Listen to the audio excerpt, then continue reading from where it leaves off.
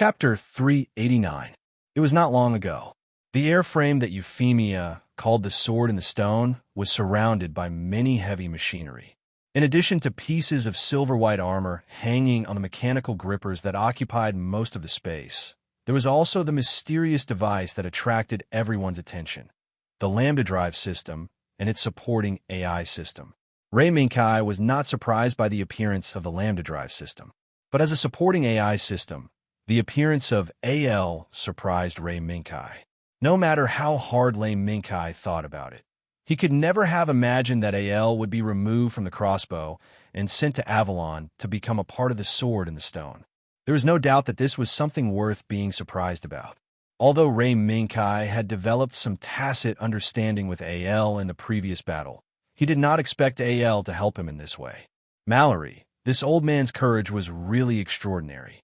The only airframe that could activate the Lambda Drive system was removed from the most critical part and sent to Ray Minkai.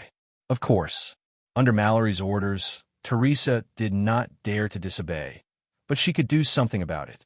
For example, she sent a team to Ray Minkai and gave them to Ray Minkai in the name of teaching them how to use the Lambda Drive system. This was Teresa's plan of one thing for one thing. Although she could not violate the orders from the headquarters, or even Mallory, she could recover the losses suffered by the son of Dan Nu in some ways. The Lambda Drive system on the crossbow could be rebuilt, and AL's system was also backed up, but there were no pilots who could skillfully use the Lambda Drive system. Therefore, Teresa did not hesitate to seize this opportunity and use the teaching order to make Ray Minkai pay some price. In this regard, Ray Minkai had no opinion. On the contrary, he had some expectations. That was because the team that Teresa had sent over was led by Melissa. Wow, is this the floating battleship named Avalon? It looks so beautiful. Sitting in the helicopter, Cruz looked at Avalon that appeared in front of her again after the Utopia system was temporarily lifted. She could not help but exclaim, "Yes, this is the place where we're going to train the Lambda Drive system." The floating battleship Avalon is also an advanced battleship owned by the Knight's forces. Unlike Cruz, who was looking around, Melissa's eyes constantly wandered back and forth between the turrets and missile launchers on the hull of Avalon, trying to analyze the combat power of Avalon. But in the end, Melissa was depressed. The beautiful and smooth hull design did not reveal much information that Melissa could read. Except for the missile launchers distributed between the wings on the back of the hull, Melissa could not see any exposed weapons. But not long after, Melissa suddenly realized that her actions seemed to be a waste of her efforts. Because, after the helicopter landed in Avalon, Cruz, who was by his side, turned into a pervert and started flirting with the female attendants who greeted them. "How should I address this lady? I am Cruz Wilba of Mithril. Nice to meet you." As soon as Cruz opened her mouth, Melissa was instantly enraged. Without any hesitation, Melissa quickly stepped forward and grabbed Cruz's ear with lightning speed, not caring that Cruz's image would be tarnished in front of the beautiful female attendant. Melissa, it hurts." Mao, Sister Mao, please spare me." Cruz was in pain, and after seeing Melissa's face that was about to erupt like a volcano, he immediately begged for mercy. Xiangliang Sosuke, who was urgently recalled and had been silently following behind the two, ignored the fight that was already a common sight and turned to look at the female officer. "Hello, I am Sergeant Xiangliang Sosuke from Mithril. May I ask if you are the person who came to welcome us?" The female officer, who did not react to the fight between Melissa and Cruz, nodded slightly and bowed slightly to Xiangliang Sosuke. "Hello, Xiangliang Sosuke. I am Officer Ellie. I am the guide responsible for receiving you in this mission. May I ask if your people are all here?" Officer Ellie's question made Xiangliang Sosuke subconsciously turn his head to look at Melissa and Cruz. Oh, our people are all here. May I ask what your arrangement is?" Feeling Xiangliang Sosuke and Officer Ellie's gaze, Melissa immediately stopped torturing Cruz and nodded towards Officer Ellie as if nothing had happened. "I am their captain, Melissa Mao." "Hello, Lady Mao. I am Officer Ellie, the guide responsible for receiving you. Please follow me." Our knight captain has been waiting for you for a long time. The female attendant respectfully bowed to Melissa before turning around to lead the way. Let's go. Sosuke and Wilba. Melissa glanced at Cruz, who was staring blankly, then unrestrainedly twisted Cruz's ear and dragged him while calling Xiangliang Sosuke to follow the female officer. Melissa's vicious and insincere smile caused Xiangliang Zongjie to feel apprehensive. Women are so scary. Because of Kurlutz, who had been trained in court etiquette and whose every action was filled with elegance, his ears, which had been abused by Melissa, were finally freed after meeting Lei Mingkai. However, that bright red appearance made Sayer, who was standing at the side to welcome Melissa and the others, unable to hold back her laughter. Perhaps today was a painful but lucky day for Kurlutz. As the flagship of the Britannia Empire's empress, the female attendants who served beside her were not lacking in aptitude. On the contrary, Kurlutz, who was used to seeing beauties, could not help but turn into a pig, causing Melissa to be in a state of eruption at all times.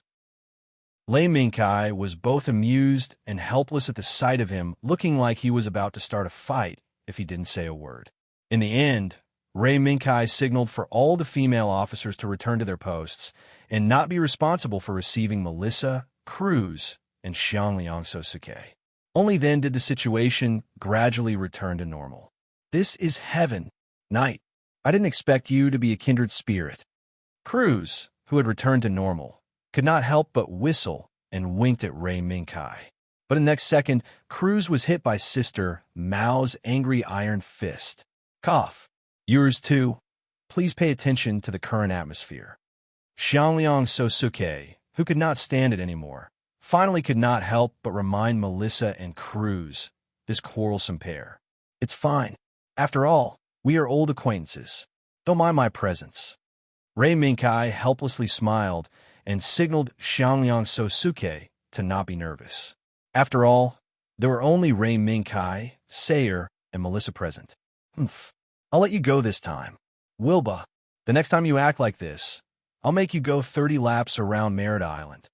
After Melissa's anger had mostly dissipated, she followed the ladder that Lei Mingkai had given her, but did not forget to threaten Kurlutz.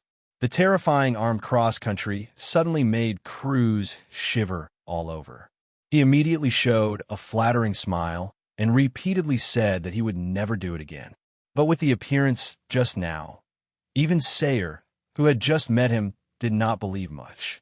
Okay, let's stop chatting here. Next is the business. Melissa, Cruz, Sosuke, you should all have some understanding of the lambda drive system, right? Lei Mingkai raised his hand and signaled Melissa and the others to focus. Lambda drive system? Before we came here, we already read the relevant information. Then, does that mean that our next mission is to learn how to use this, a system that uses spirit to control? At the beginning, Melissa spoke very smoothly, but when she mentioned the lambda drive system, she hesitated. It seemed that she still did not understand the existence of a lambda drive system. Spirit? Yes and no. In layman's terms, it uses a spirit impulse to trigger the power mechanism of the lambda drive system. Lei Mingkai pondered for a moment and tried to explain the trigger mechanism of the lambda drive system with words that Melissa and the others could accept and understand. Spirit impulse. Melissa and the others spoke in unison. Yes. Lei Mingkai raised his hand, and Sayer, who was standing next to him, picked up the sword on the table beside him and handed it to Lei Mingkai. Clang!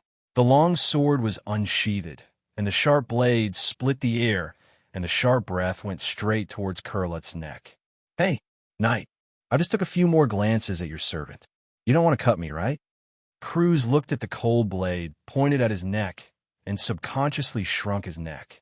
He could not help but swallow his saliva. Shut up. Wilba, Knight does not want to kill you. Melissa looked at Lei Mingkai and then looked at the trembling blade. She seemed to have caught on to something. But this blade is real. Cruz shouted repeatedly.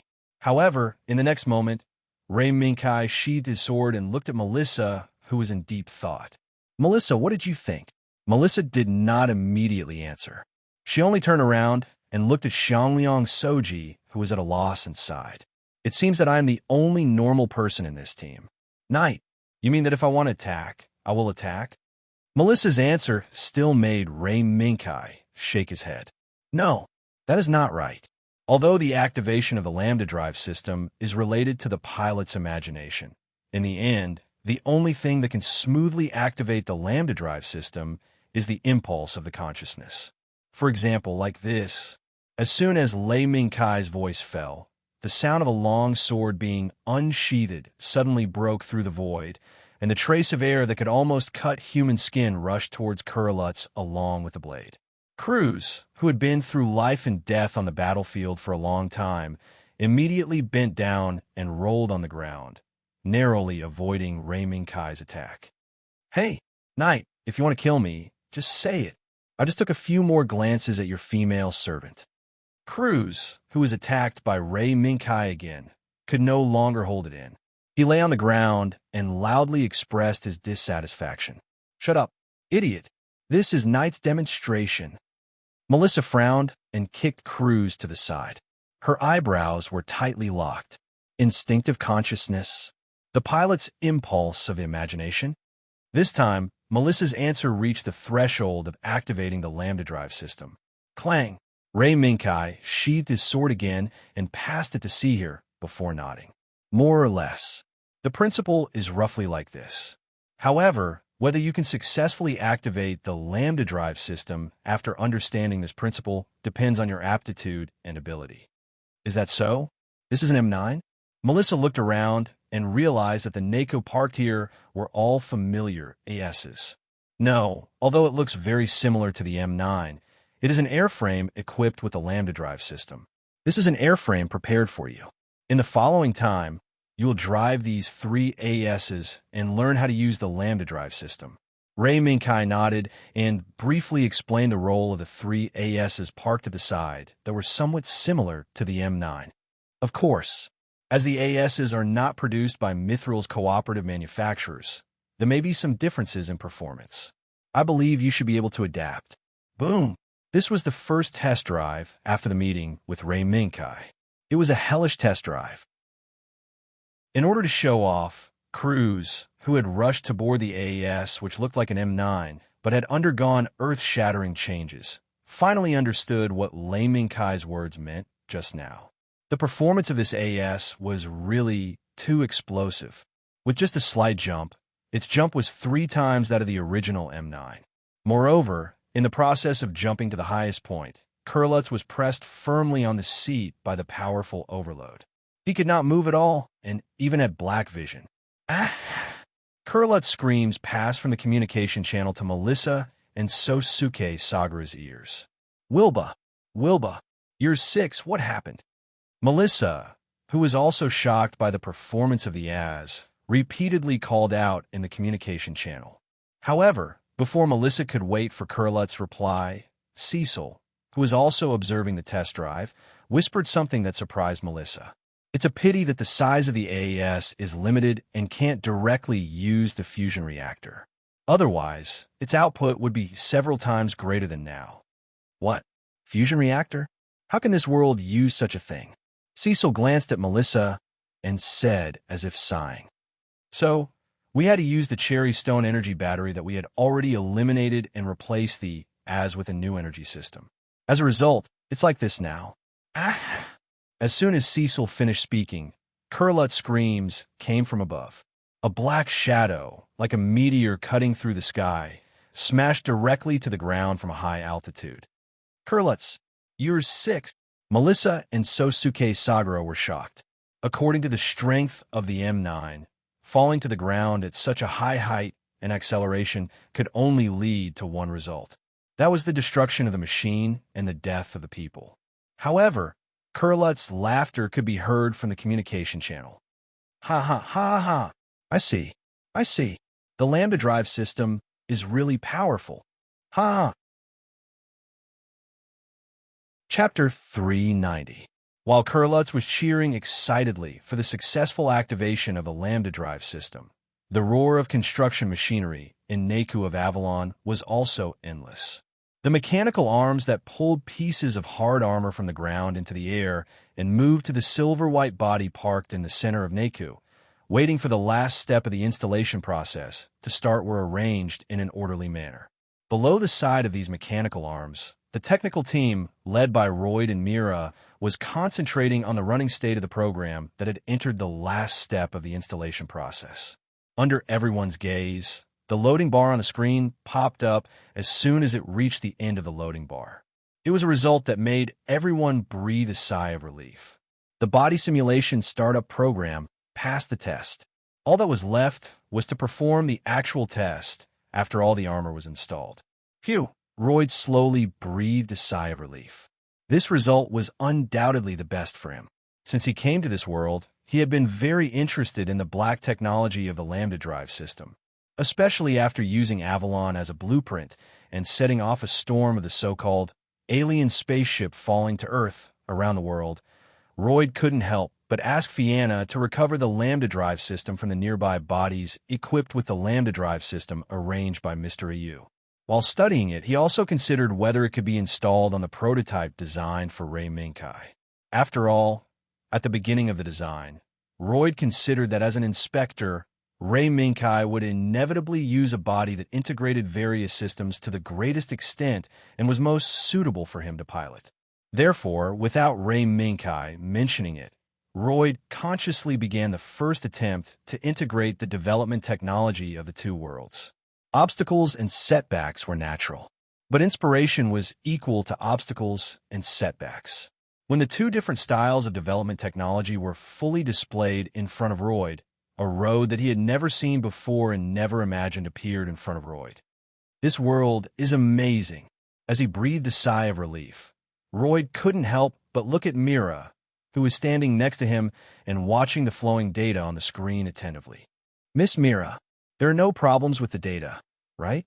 Mira heard Royd's inquiry, withdrew her gaze from the screen, and slowly nodded. "Uh-huh. The operating data of the relay converter is within the allowable range, and the energy conversion rate is not much of a problem. Now, only the real machine test is left." Mira's answer was natural. Royd nodded, looked around at his subordinates who were already on standby, then raised his hand and said, "The final simulation test is complete. Begin the final installation program." After that, Royd looked at Mira. Miss Mira, how about you inform the night captain to come over?" "There's no need for Mira to come over. I'm all ready." Before Mira could even nod and leave, Lei Mingkai's voice came from behind her. "Brother." As soon as she heard Ray Mingkai's voice, Mira immediately turned around in surprise. Sure enough, she saw Ray Mingkai, who had changed into a Britannia Empire standard pilot uniform, with the exclusive lion logo of the Knight Captain hanging on his chest and shoulders. Seeing Mira walk to his side with a face full of joy, Lei Mingkai nodded slightly and smiled. "Thank you for your hard work. Mira, it must be hard to participate in the real machine development project, right?" Mira shook her head, but the smile on her face did not diminish. "No. Although it's a bit hard, at least everyone can decide on the real machine development in a short period of time, instead of arguing about data that shouldn't be debated during the design phase." Although Mira's words were brief, it seemed to reveal that she had an unpleasant experience with the technical team that Mallory had sent over to support her. However, it didn't matter anymore. Since Mira had already come to Avalon, Ray Mingkai did not need to let Mira continue to communicate with the technical team sent by Mallory. "Is that so? If Mira likes to stay here, then you can stay as long as you like." "Really?" Mira's eyes widened in surprise. It seemed that she did like this place.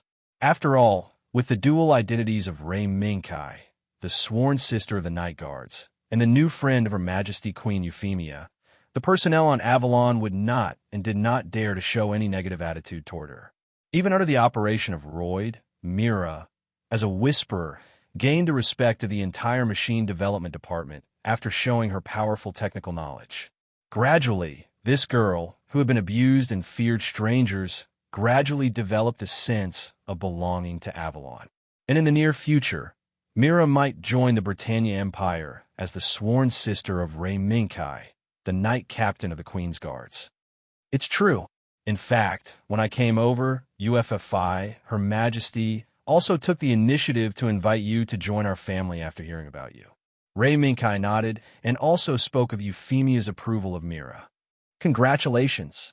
Congratulations. Welcome, Miss Mira, to become a member of our Britannia Empire.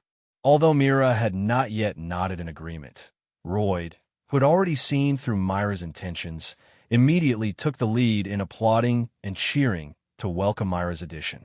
In an instant, all the technical staff put down their work and applauded in unison. In the thunderous applause, Myra's eyes suddenly turned red. This was a completely different feeling from the previous communication with the technical team. The technical team sent by Mallory had already known about the existence of the Whisperers. Although the treatment of the Whisperers was different from the extreme exploitation of the amalgam, there was always a faint sense of alienation, which made the sensitive Mira feel a sense of alienation at all times. If it were not for Myra's insistence on developing a new body for Ray Minkai, she was afraid that she would have long holed up at home and waited for Ray Minkai to return. Okay, Mira, if you want to cry, cry it out.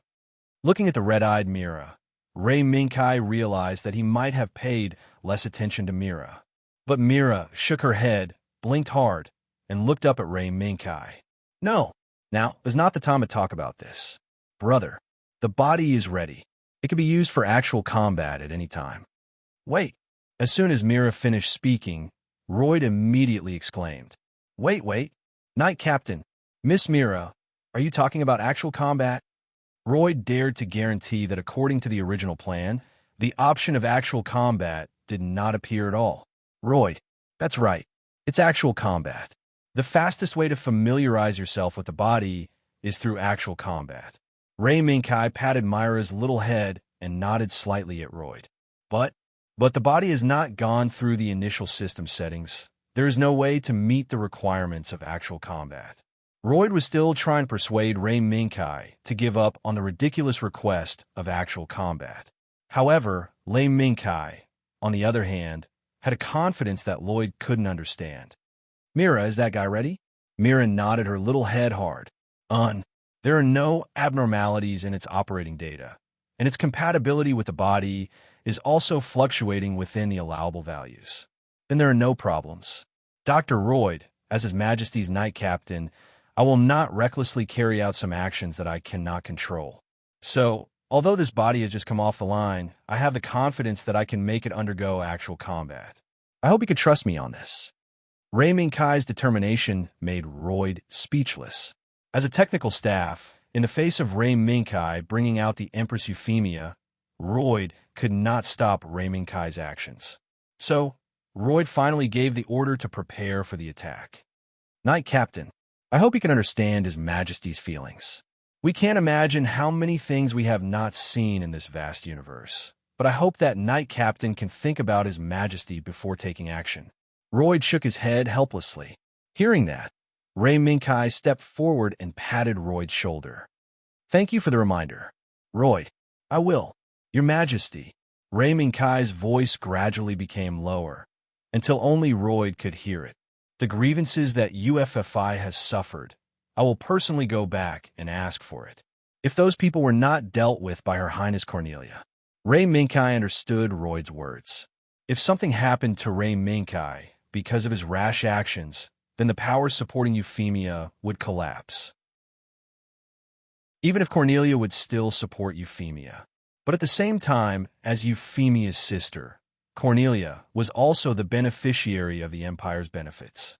In the general direction of the noble community, Cornelia could not do as well as Ray Minkai.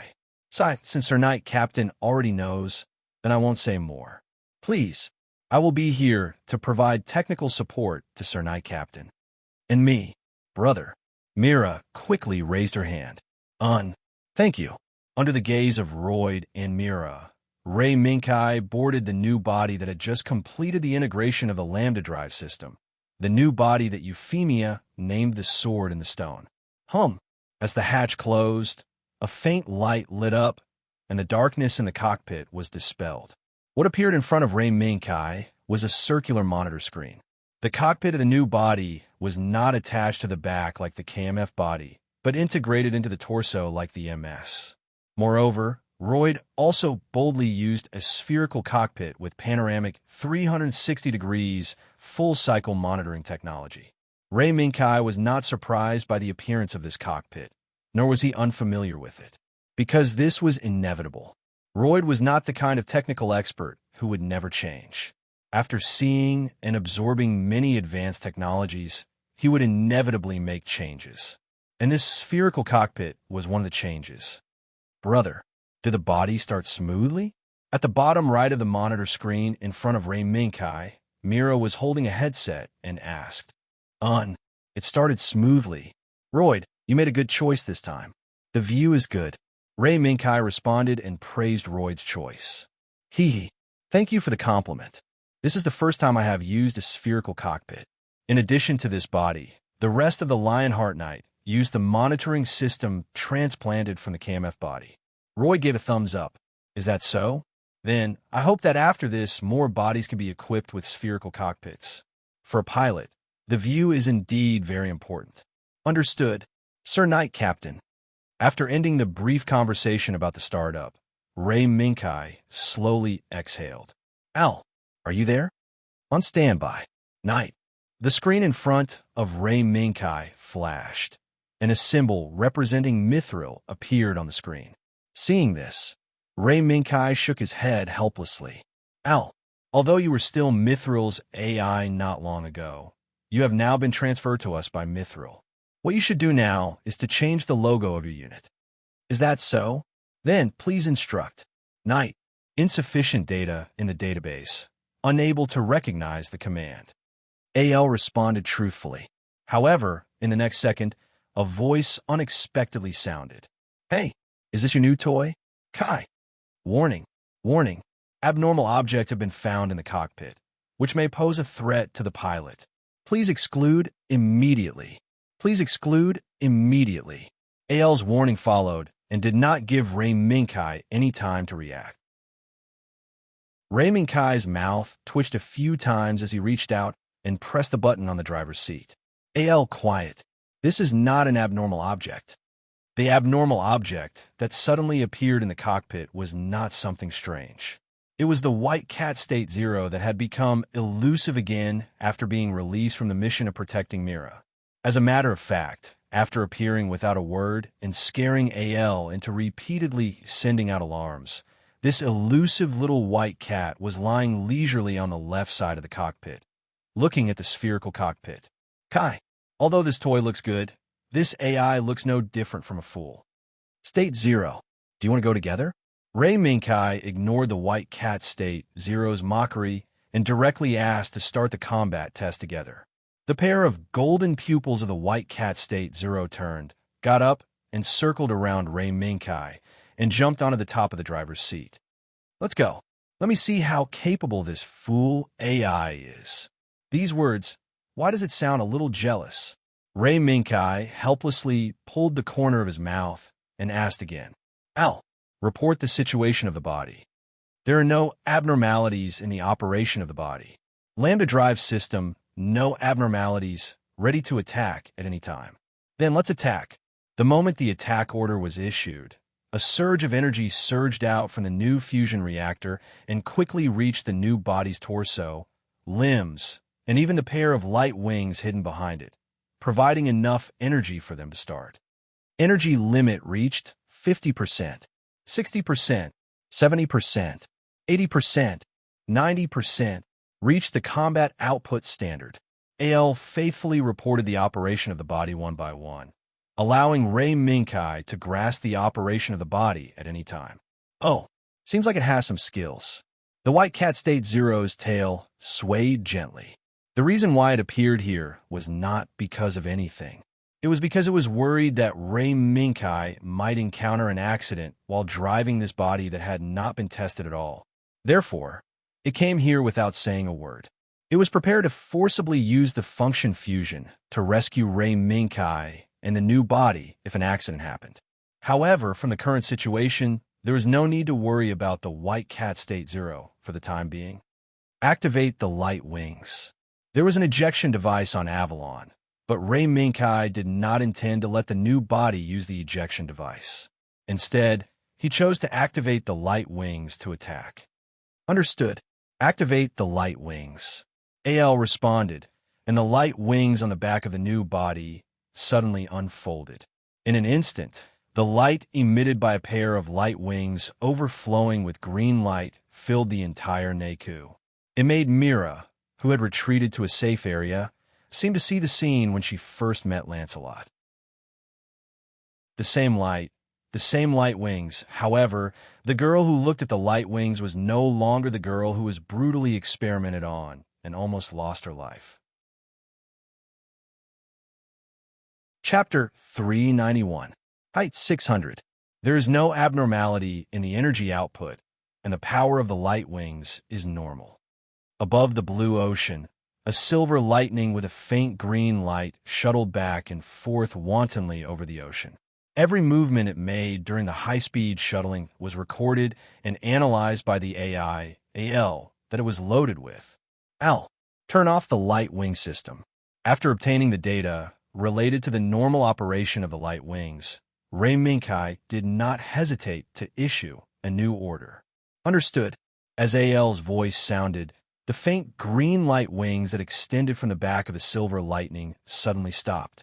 They turned into a faint light and dissipated in the air. The silver lightning, which had lost the powerful flying ability granted by the light wings, crashed into the sea in the sense of weightlessness. Boom! As the huge splash of water splashed, the silver-white body that had lost the ability to fly smashed a big hole in the sea like a meteor. However, the surface of the sea that had been blasted apart did not drown the culprit in the sea with the power of the turbulent waves as humans were familiar with. Instead, it seemed to be blocked by some kind of mysterious force and could not complete the closure for a long time. It could only roll back and forth outside the mysterious force and roar unwillingly. The Lambda drive system is operating normally.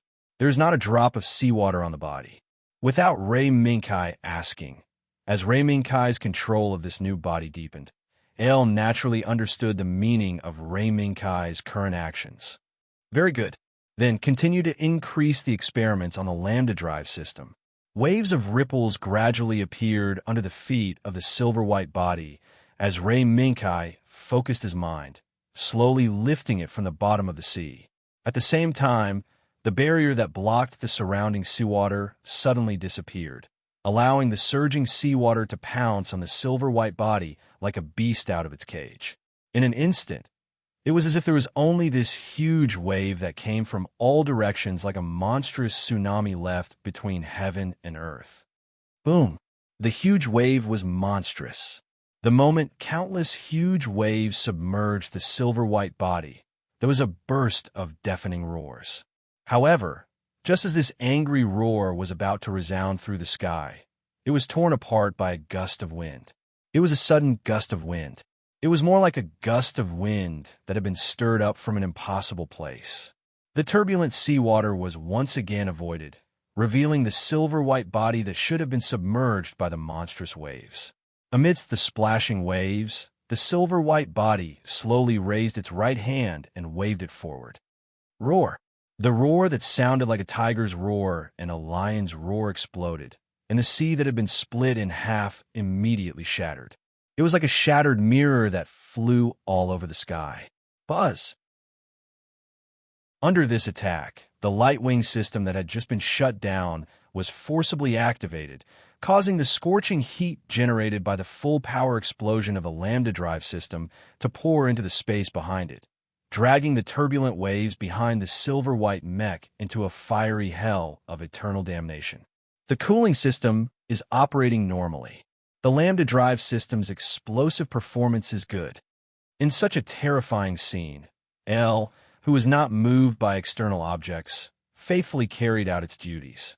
It recorded all the data and phenomena caused by Ray Minkai's use of the Lambda drive system and analyzed them.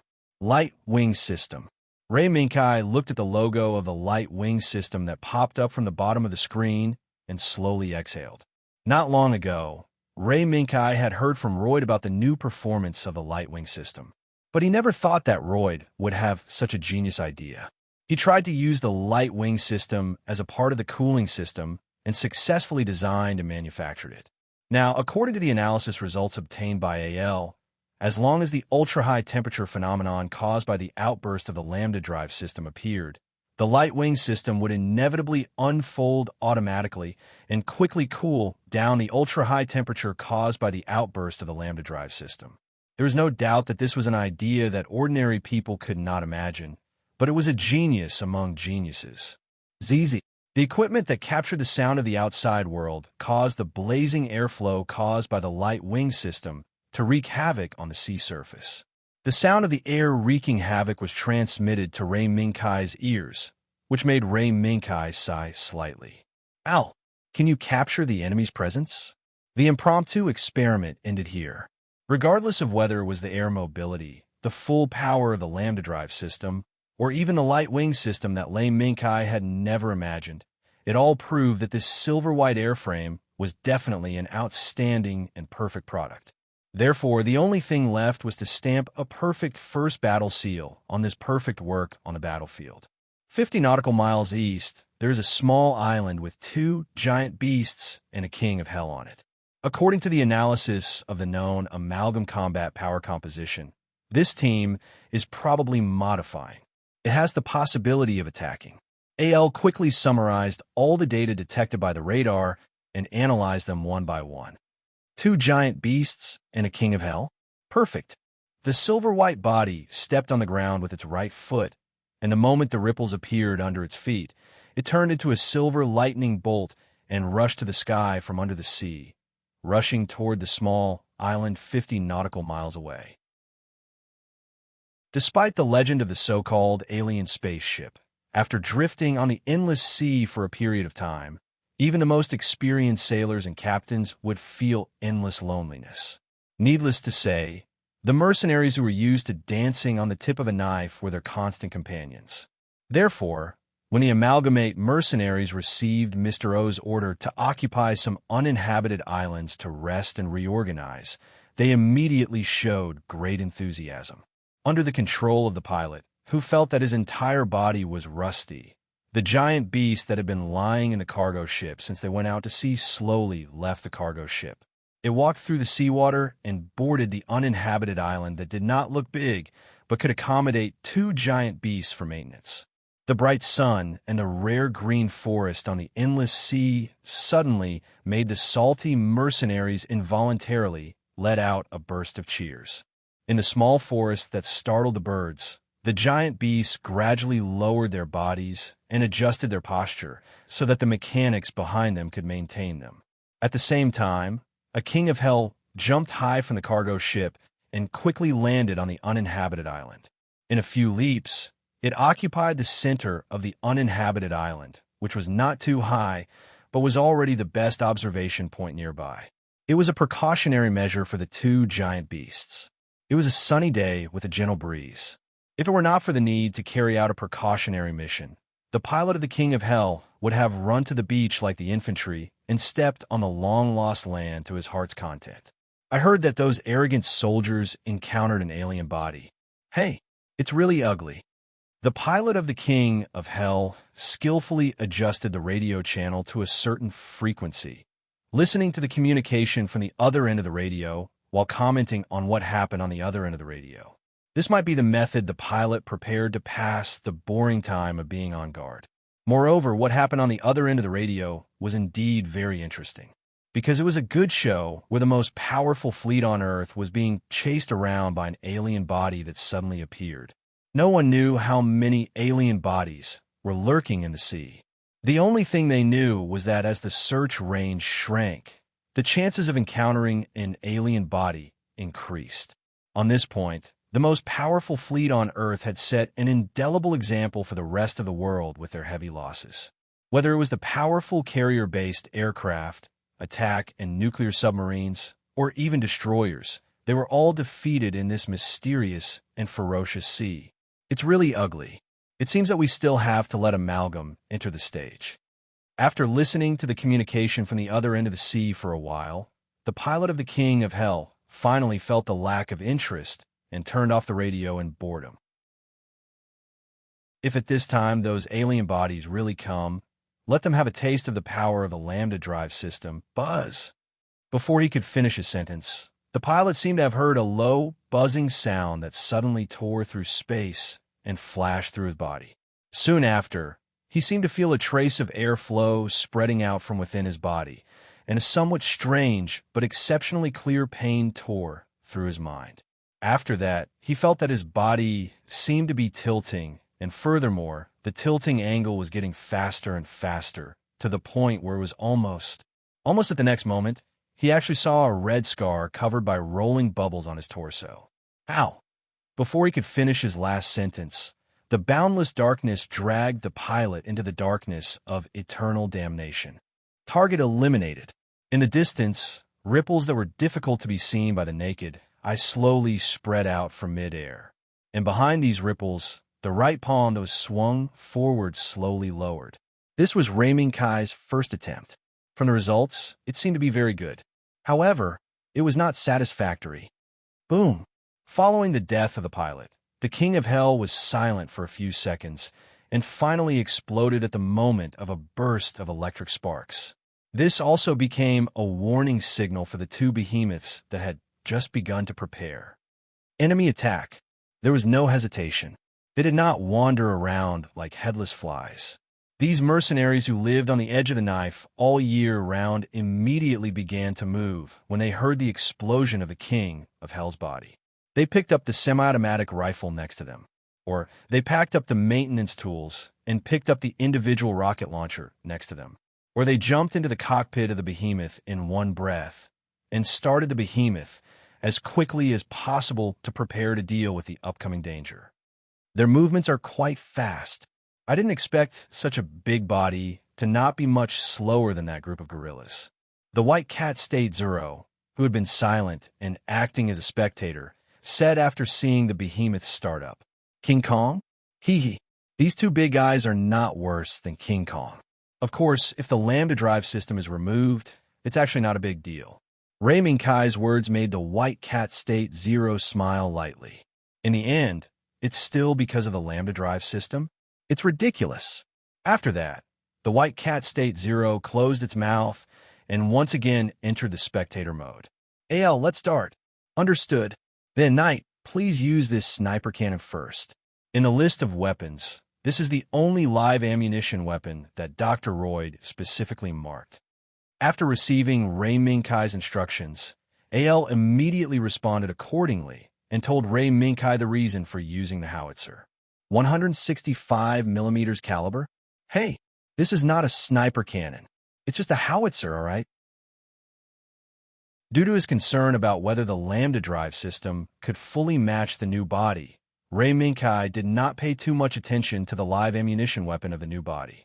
So when AL brought out the 165 millimeters caliber sniper cannon with amazing coincidence, Kai could not help but be a little surprised.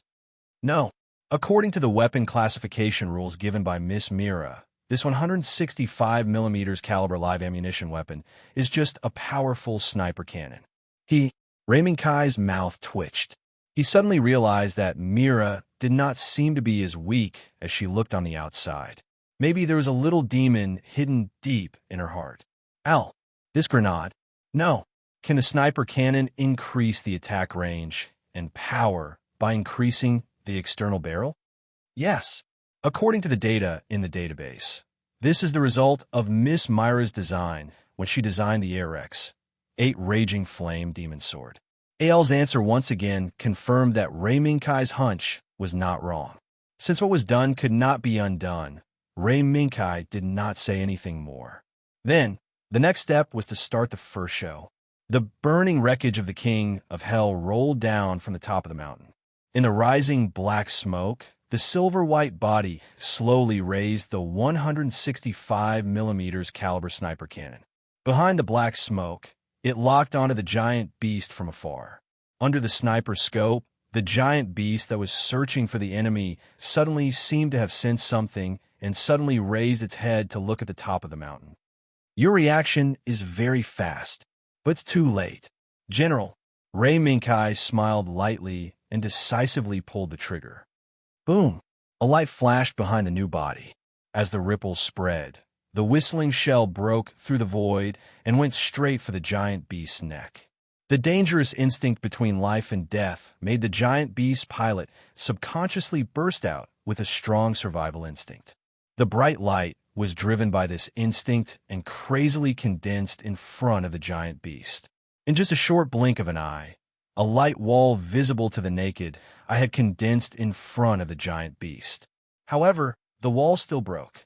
No matter how strong the giant beast pilot's desire to survive was, the powerful lethality of the 165mm caliber became especially terrifying under the bonus of the Lambda drive system. In the past, the pilot who relied on the giant beast's huge body and the Lambda drive system's power had become a fish on the chopping board at this time, at the mercy of others. Boom! The light flashed, and the light wall broke. Gouda was dozens of meters tall, and the killing weapon built by the extreme ideas of the amalgam collapsed with a loud bang. Chapter 392. The Behemoth, which was regarded as Amalgam's strongest weapon, fell with a loud bang. Under everyone's stunned gaze, it turned into fragments that filled the sky. The fragments scattered chaotically in the air and smashed into the ground, creating a burst of smoke and dust. Where did the attack come from? Mr. O, who was standing in his original position, was shocked when he saw that nearly 2/3 of the troops he brought with him had been lost in the blink of an eye. No one knew where the attack came from, but they knew that this sudden attack could kill the behemoth that Amalgam was so proud of in the blink of an eye. In the blink of an eye, most people's hearts were uncontrollably shaken. Quick, send out the King of Hell. Let them find out where the enemy is. The veins on Mr. O's forehead bulged as he roared the countermeasures he thought of. However, in the next second, a piece of news that shocked him even more came. One of the 3 King of Hell had lost contact with the behemoth at the same time that it was attacked. What? It? Mr. O gritted his teeth, waved his arms, and said loudly, Quick, let the behemoth retreat. King of Hell, attack. Cover the retreat of the cargo ship. At this point, no matter how arrogant Mr. O was, he could not help but think of the dangers lurking on the so-called uninhabited islands. Moreover, what made him even more regretful was that his self-righteous decision had led to the destruction of the 2 behemoths and the King of Hell. Yes, not only did he lose 1 King of Hell, but all of them were destroyed. When Mr. O decided to let the King of Hell bring up the rear to cover the retreat of the cargo ship and the behemoth, he could already foresee that the remaining King of Hell would be completely destroyed. Such a loss made Mr. O feel extremely distressed and angry. They had not even touched the enemy's shadow, yet they had paid such a huge price. At this moment, Mr. O seemed to have felt the predicament that the powerful fleet was in. The enemy has begun to retreat. Should we pursue? On the top of the mountain, amidst the billowing smoke, faint ripples slowly spread out from the void. A pair of cold electronic eyes were locked on the cargo ship that was rapidly retreating with the behemoth. No, it's not a good opportunity to completely wipe them out yet. Ray Minkai shook his head and then asked, Al, do you know fishing? Fishing? This was a survival technique that was frequently used before human productivity entered the Industrial Revolution. It was one of the methods humans used to obtain food. With the rise of the Industrial Revolution and the increase of grain production, fishing gradually degenerated from the main means of obtaining food to one of the ways of leisure and entertainment. AL briefly described the information stored in its database, then asked, What do you think? Knight, what does this have to do with the current situation? Ray Minkai chuckled. Yes, AL, let me teach you a trick to fishing. Please speak. Knight. AL seemed to have assumed a corresponding posture, waiting for Ray Minkai's teaching. That is to cast a long line to catch a big fish. Our goal isn't to eliminate a single person or faction in the amalgamate, but to topple the amalgamate as a whole. For this reason, we must not only look at the enemy in front of us, but also look into the near future. Insufficient data unable to evaluate. Obviously, Lei Mingkai's words were incomprehensible to AL, an AI that had just seen the embryonic form of intelligence.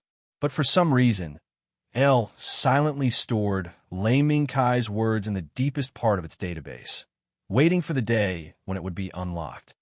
Is that so? Maybe this is a bit difficult for you, AL. Then, the simplest thing right now is to eat the enemy's meat. Meat sent to the door? Understood. Target appeared. Quantity 2. Model King of Hell. Night. The next test is the combat test. Please prepare.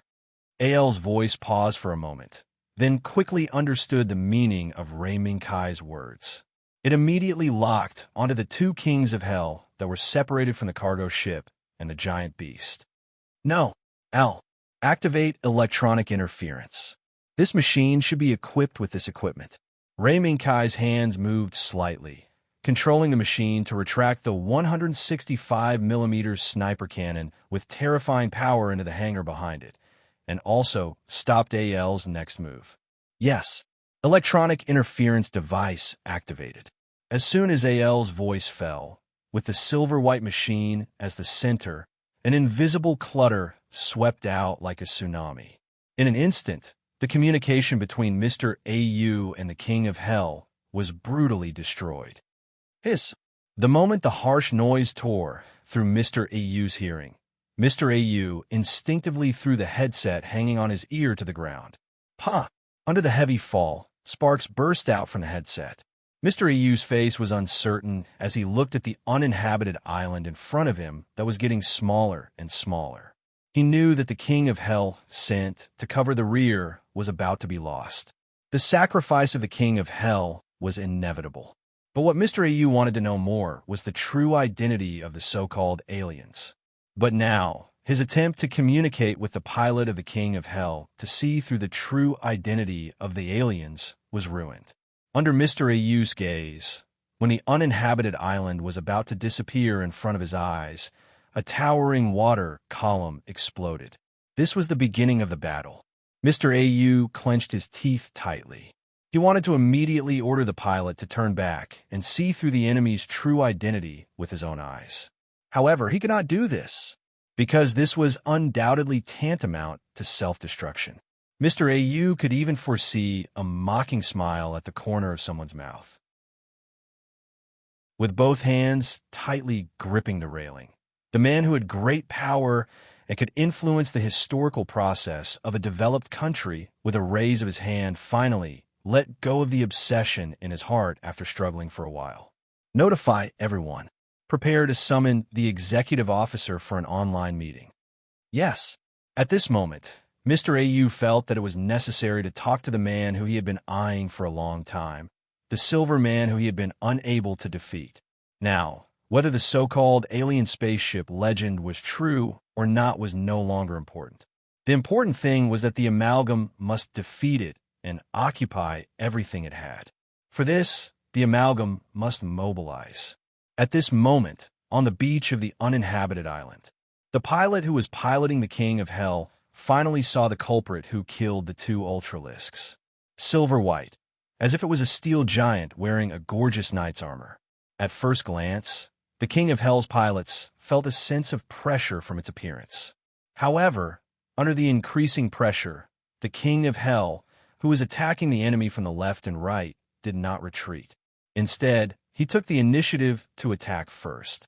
The King of Hell on the left raised the machine gun in its hand and madly fired at the silver-white body, trying to reduce its movement range as much as possible so that its companion, who occupied the position on the right, could launch a surprise attack. This was a common offensive routine. Although it was cliché, it could work most of the time. However, it was useless in front of Lei Mingkai. The sword in the stone's head lifted slightly, and a light that surprised the King of Hell's pilots instantly spread out, blocking all the machine gun bullets. Even the King of Hell, who was trying to swing its blade from the right, could not take another step forward under this light. It could only stop its body and quickly retreat. Lambda drive system? The 2 King of Hell's pilots exclaimed the truth behind the light in unison. They were surprised by the lambda drive system displayed by the sword in the stone, but it was not a reason for Ray Minkai to stop attacking. The sword in the stone raised his right hand, and the vambrace on his forearm suddenly jumped up. A black afterimage flew out like lightning, tearing through the air, and went straight to the King of Hell with a machine gun in its hand. This was Ray Minkai's specialty. It was also a weapon that originated from Royd, and even all the standard mechs of the Britannia Empire used. Hook Claw. Moreover, the hook claw that existed as a standard weapon was already different from the previous standard weapons. That was the lambda drive system. As long as the body was equipped with the lambda drive system, when using any weapon, it would be able to obtain a different degree of strength bonus from the lambda drive system. However, to what extent it could be added, it would probably depend on the pilot's own qualifications. Ripples seemed to appear in the air, and in the center of these ripples was an afterimage that flew out. Every time it passed through the ripples from the center, the speed of the black afterimage would increase by a few points. When it rushed in front of the King of Hell with a machine gun in its hand, the black afterimage was almost impossible to capture with the naked eye. One could only rely on feeling to capture its existence. Buzz. Under the threat of danger, the King of Hell's pilot reacted extremely quickly. In just a moment, the King of Hell's lambda drive system immediately made a defensive response and built a screen in front of the King of Hell. However, this screen, which was able to resist most attacks in the past, was so fragile in front of the black afterimage. It was so fragile that it was torn apart like a piece of paper. Creak! The black afterimage hit the machine gun in the King of Hell's hand head-on, and after smashing the machine gun in an unstoppable manner, it stabbed straight into the King of Hell's torso like a sharp sword. The moment the dark red flower that splashed out from the back of the King of Hell bloomed, the King of Hell that tried to block the sword in the stone's movement was penetrated from the front to the back. As for the pilot, needless to say, the gears rotated, and the hook that pierced through the King of Hell quickly retreated, returning to the sword in the stone's right arm with a little bit of red. Hook claw system, operating without abnormalities. After the hook claw was successfully retracted, AL gave a normal answer. Next step, Ray Minkai turned his gaze and looked at the King of Hell that was holding the blade. It seemed to have been frightened by the scene of the hook claw being able to tear through the protective power of the lambda drive system. Now, on this beach, only the sword and the stone and the last King of Hell were left. Especially when the King of Hell saw that the sword and the stone, who killed its teammate with a tyrannical attack, noticed it, it couldn't help but reveal a trace of fear. This won't do. If it is really frightened by us, I'm afraid it can't do the next combat test. Ray Minkai saw through the King of Hell's movements. If there was a chance, the King of Hell would take the action of fleeing. Definitely. Judging from the enemy's communication signal, the other party has indeed begun to feel fear. AL's answer surprised Ray Minkai. Al, you cracked the other party's communication signal? Definitely. Knight, from the beginning of our interference, these two Kings of Hell have been trying to send a distress signal to the outside world, trying to call for reinforcements. Oh, impossible. I think they're trying to send out information about our new mech. I'm afraid the call for help has just started. Ray Minkai rejected AL's analysis. Although the sword in the stone was very powerful before it was launched, it was just a tall body. From the perspective of the amalgam pilots who had been relying on the King of Hell's lambda drive system to bully the rookies, this was the conclusion. What's more, the vast majority of the pilots who piloted the King of Hell were humans who had some kind of outstanding performance in the mental aspect, which was commonly known as psychological AI. Therefore, in this case, these people could not be expected to have the willpower of a soldier who had undergone strict training. The pulley under the sword and the stone's feet unfolded, and the surging energy was also extracted from the fusion reactor by Ray Minkai's operation and rushed along the energy pipe to the pulley. Buzz, buzz, buzz. The strong energy gave the pulley a powerful driving force. Even on a soft beach, the pulley that was constantly accelerating could still perfectly perform the duties given to it since its birth. Walala! The white sand was thrown high behind the sword and the stone under the high-speed rotation of the pulley. It became one of the visual symbols of its high-speed movement, and also became the scene in the eyes of the remaining king of Hell pilots. Go to hell. Fear made people retreat, but it could also be an opportunity for people to erupt with powerful strength under certain conditions. Buzz! The king of hell waved the blade in his hand and slashed at the sword in the stone in a fearless manner. When the blade fell, it set off a burst of wind and thunder. This was the power given by the king of hell's lambda drive system, and it was also the first time this pilot had erupted with a powerful force since he piloted the king of hell. This was undoubtedly a breakthrough for him. Before the sword arrived, Lei Mingkai already felt a wave of pressure. As long as this blow hit the sword in the stone, it was afraid that it would cause damage to the sword in the stone. What should I do? As soon as this question appeared, Rei Mingkai immediately got the answer. The pulley under the sword in the stone's feet roared crazily, pushing the sword in the stone towards the king of hell's blade. At the same time, the sword in the stone's left hand raised like lightning and grabbed the king of hell's blade. Boom! The moment the left hand and the blade came into contact, a powerful force suddenly erupted from between the two, blowing up everything around them. Suddenly, the beach between the sword and the stone and the king of hell was blown up into a big pit. The sand that was blown up became sand and dust that scattered from the air like a rainstorm. It was then swept into the sea by the rising and falling tides. How could this be? In the subtle sound of the sand falling on the armor, the king of hell pilot was sluggish. The blow just now had clearly broken through his limit, but it did not cause any effect. Not as if it was his blow that exceeded his limit. It was simply a joke that was not worth mentioning. In the frightened eyes, a ray of sunlight suddenly reflected in the cockpit.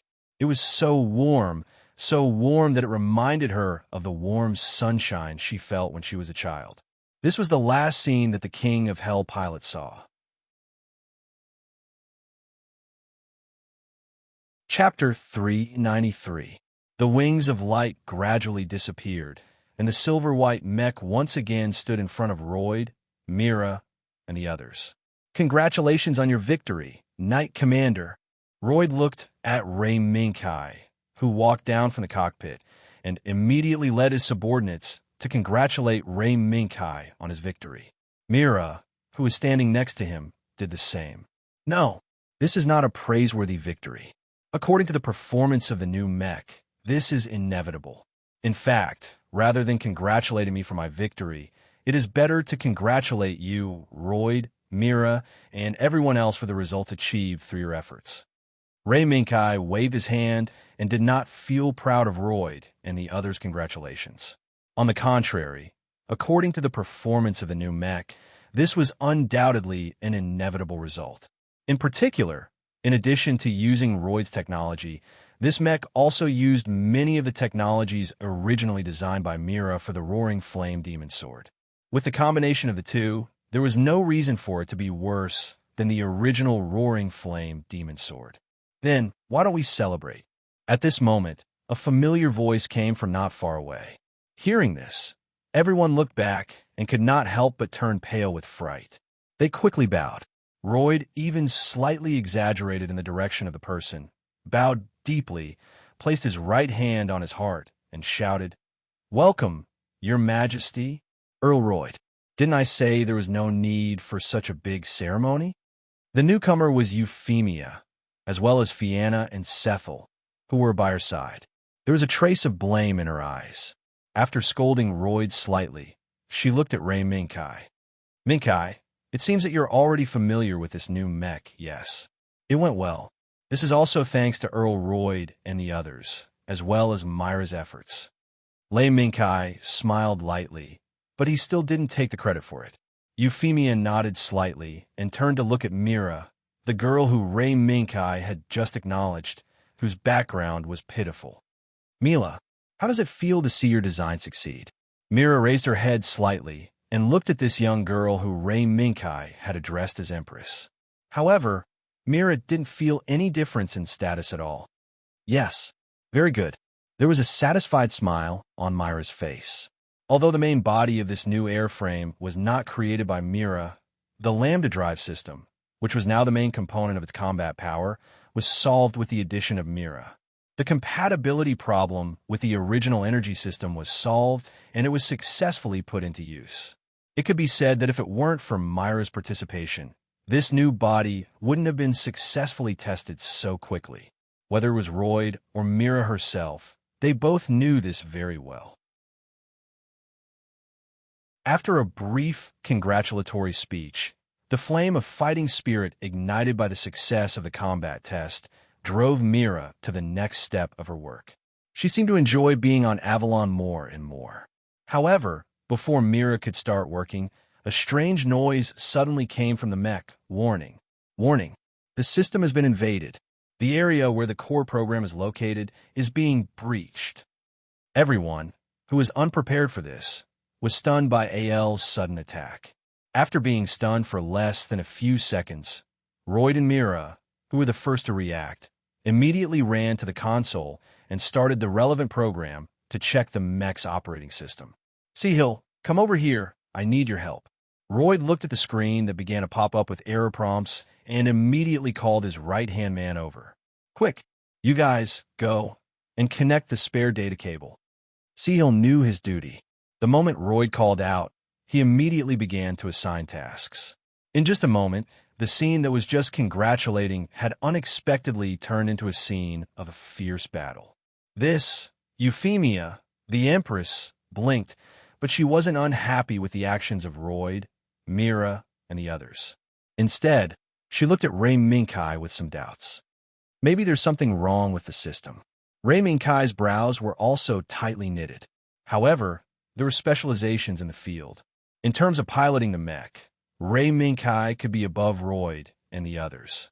However, in the professional field of developing and maintaining the mech, Ray Minkai was undoubtedly a cute little rookie. He looked at the actions of Royd, Mira, and the others, waiting for the results to come out. In the field that Ray Minkai, Euphemia, Royd, Mira, and the others couldn't see, a white figure landed lightly in the world formed by countless data streams. This was the virtual world formed by the central control program of the mech that Euphemia called the Sword in the Stone.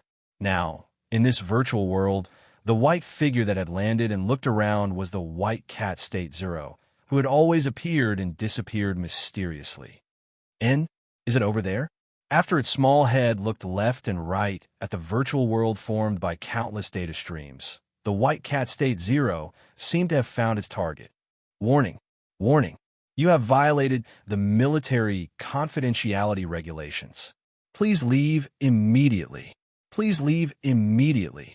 Before the white cat State Zero had taken a few steps, a stream of light quickly fell from the sky and condensed into a face in front of the white cat State Zero, trying to stop the white cat snacks from moving forward. The white cat State Zero raised its head slightly, but a few sneers came from its throat. Hey, I say, can a blockhead like you imagine another face for yourself? Why you have to use Kai's face? What made the white cat State Zero sneer was that the face formed by the stream of light looked somewhat similar to Ray Minkai's face. Warning, warning, please leave immediately. Please leave immediately. Otherwise, I will take corresponding isolation measures according to the relevant provisions of the military confidentiality regulations. The white cat State Zero's sneer did not have the corresponding effect. The face that was similar to Ray Minkai's still rigidly repeated the previous warning, which made the white cat State Zero a little annoyed. Shut up, blockhead. I don't want to do anything to you. I just want to see the core of the Lambda Drive system. The white cat State Zero waved its paw in annoyance, and then walked forward by itself. Buzz. However, beams of light fell from the sky and melted the path in front of the white cat State Zero. The golden pupils reflected the light beams that melted the path in front. The white cat State Zero knew that these light beams did not destroy the path, and based on the premise of correcting the data, the path in front of the white cat State Zero was modified into a data model that could not allow the white cat State Zero to pass through. Get out of the way. I just want to take a look. I won't do anything to you or this body. The white cat State Zero put down its paw and shouted in a low voice. Denied. The core data of the Lambda drive system is the core data protected by military confidentiality regulations. Any unauthorized access is rejected. Please leave immediately. Please leave immediately. That face, which was AL, who was called a blockhead by White Cat Zero, once again repeated the previous warning. Finally, under the repeated warning, the White Cat State Zero was finally impatient. Shut up, blockhead. I said I just want to take a look. If you stop me again, I'll beat you up. The White Cat State Zero waved its right paw that had already popped out its sharp claws. Even in the virtual world, made up of countless data streams, the White Cat State Zero's power could still break through AL's obstruction. AL did not answer, but took action to stop the White Cat State Zero. Countless beams of light poured down from the face, condensed by AL, and surrounded the White Cat State Zero. It was as if they were preparing to expel the White Cat State Zero from this virtual world. This is unreasonable. Break for me. The White Cat State Zero's whiskers twitched violently a few times, and finally waved its paw towards the surrounding beams of light. Ka-cha! In an instant, the beams that were enough to destroy the White Cat State Zero were all shattered by the White Cat State Zero. The White Cat State Zero, who shattered the beams of light, kicked its four limbs and turned into lightning. In the blink of an eye, it passed through the face condensed by AL and rushed towards the core program of the Lambda drive system. Got it. However, before State Zero, who had broken through the blockade, could cheer, AL's final counterattack came. This is impossible. When the White Cat State Zero and AL were entangled in the virtual world, Royd's exclamation sounded. What's going on? Royd. The situation seemed to have become very urgent. Ray Minkai did not hesitate much and directly called Royd by his name. Yes, the reason has been found. It seems that the system has been infected by some kind of external program. Now, this invasive program is spreading towards the program area where the Lambda drive system control program is located. External intrusion, physical contact, or network infection? Ray Minkai's frown deepened. It should be physical contact. Other than the radio used for communication, the new body is not connected to Avalon's command network. Mira took over the conversation and further explained the situation. Physical contact? Maybe I already know what's going on. This answer, which was equivalent to a conclusion, had already given Ray Minkai a rough guess. However, before he started to move, AL's voice suddenly became fierce. Warning, warning. The core program of this machine is about to be illegally invaded. According to the confidentiality regulations, this machine will self-destruct in 30 seconds. Unrelated personnel, please immediately evacuate outside the range of the self-destruct explosion. Repeat. Warning. The core program of this machine is about to be illegally invaded. According to the confidentiality regulations, this machine will self-destruct in 30 seconds. Unrelated personnel, please immediately evacuate outside the range of the self-destruct explosion. What? Self-destruct? What kind of joke is this? Your Majesty, quickly evacuate from here. Royd's body shook violently as he screamed in shock. In fact, the fastest to react was the silent Fianna. The moment AL was about to self-destruct, she pulled Euphemia and tried to take Euphemia away from Neku. Wait, Fianna, it's okay. However, Euphemia stopped Fianna's action. Your Majesty, Fianna was a little anxious. It's okay. Fianna, don't worry. Don't you think so? Kai. Euphemia was very calm and was not frightened by AL's self-destruct declaration. Like her, Ray Minkai also remained calm. After Ray Minkai nodded slightly, he reprimanded loudly. State Zero, are you done? Do you want a big hole to be blown in Avalon? As soon as Ray Minkai shouted, an unwilling voice came from the inside of the new machine. TSK, it's not like I'm going to eat you. Can't you let me take a look? Then, under the shocked eyes of Royd, Sahil, and the others, a ball of light slowly emerged from the trunk of the new machine and slowly landed on the ground. It was the White Cat, State Zero.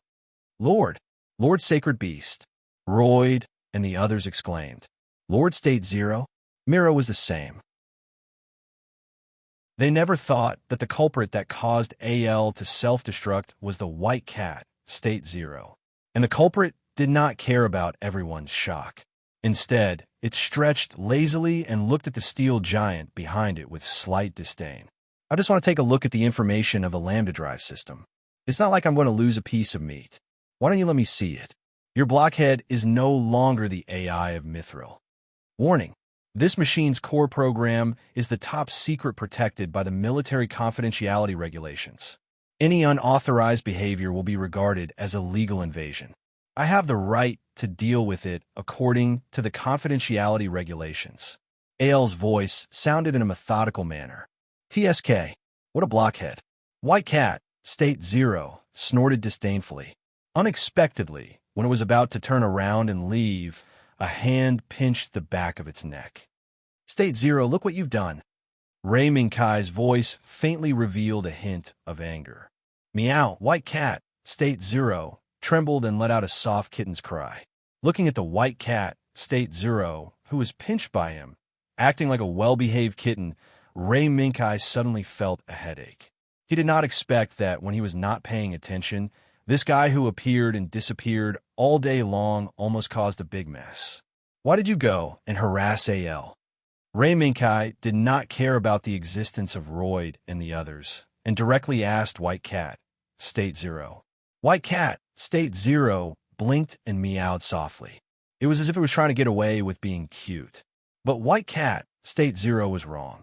Others may not know, but Ray Minkai, who shared a common destiny, knew that when White Cat, State Zero, caused trouble, it would always use the appearance of the original owner of this cute body to try to get away with being cute. Al, tell me, what the hell is going on? Although he had guessed most of it, Ray Minkai still needed to confirm it. Night. Just now, I detected an unknown program trying to crack the core program and take away the data about the Lambda drive system.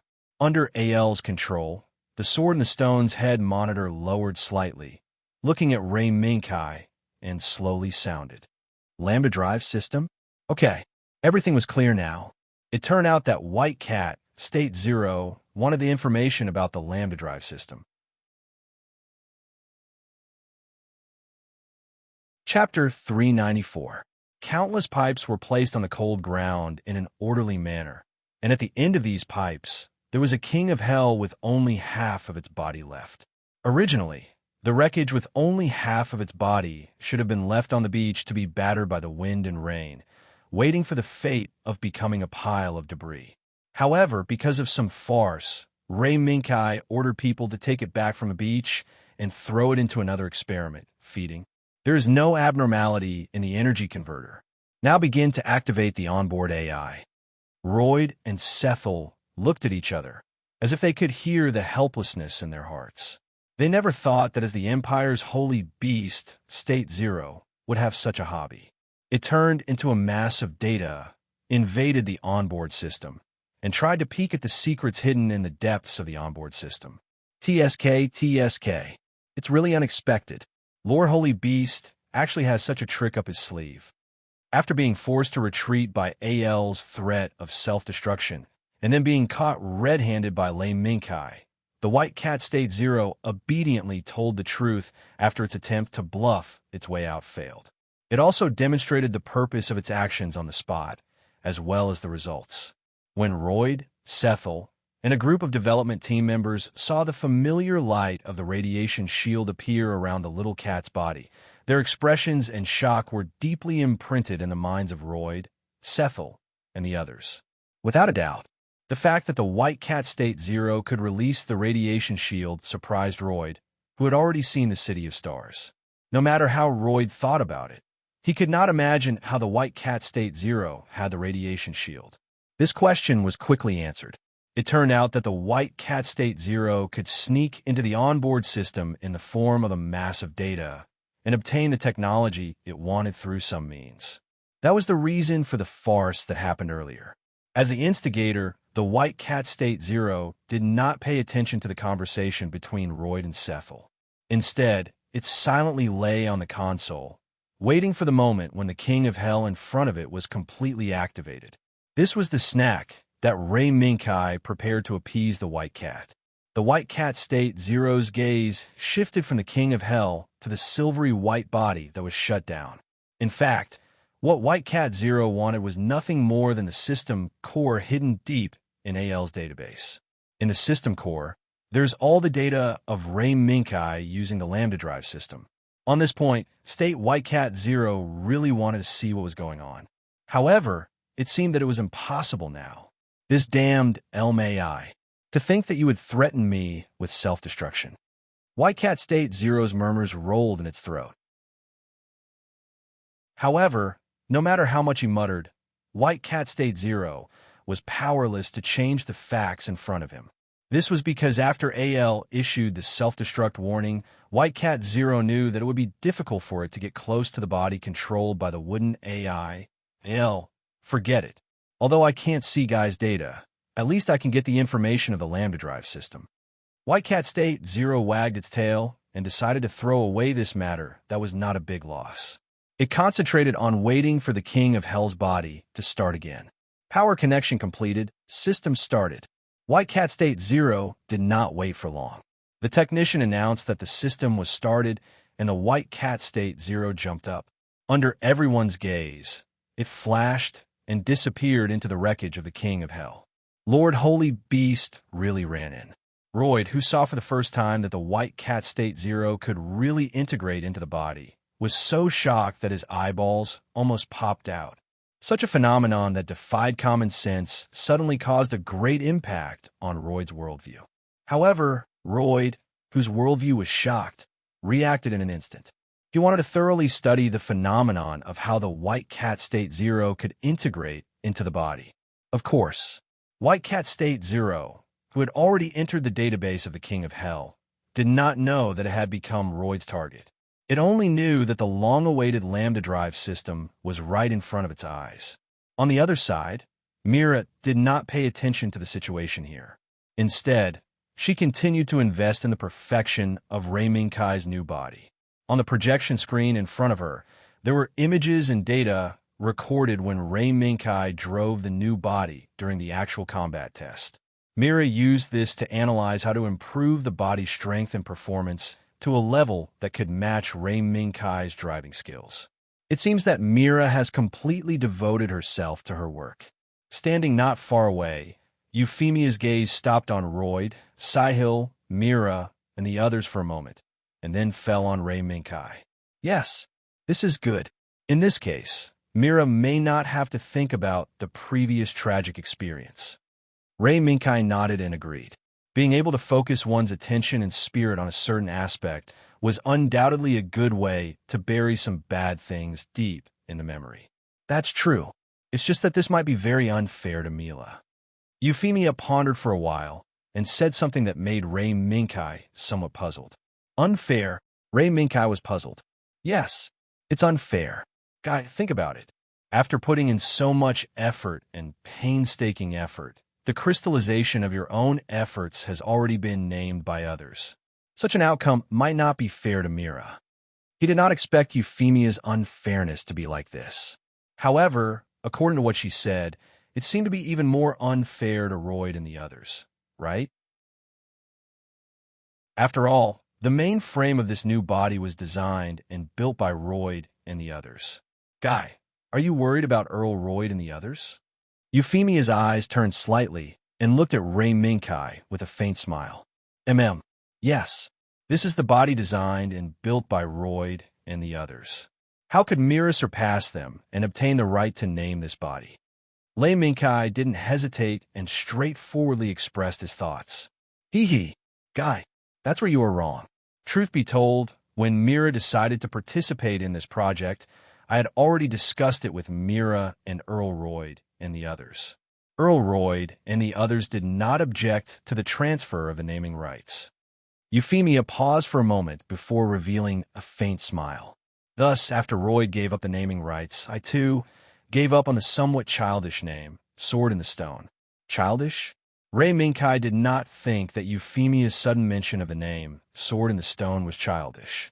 Judging from Euphemia's behavior and Ray Minkai's intuition, Euphemia seemed to be expecting something when she mentioned the name Sword in the Stone. Yes, it is a bit childish, although there's a personal expectation in this name. The smile on Euphemia's face did not diminish much. However, there was a faint trace of shyness. Perhaps Ray Minkai had noticed this shyness, or perhaps he did not. He raised his head slightly and looked at the silver-white body.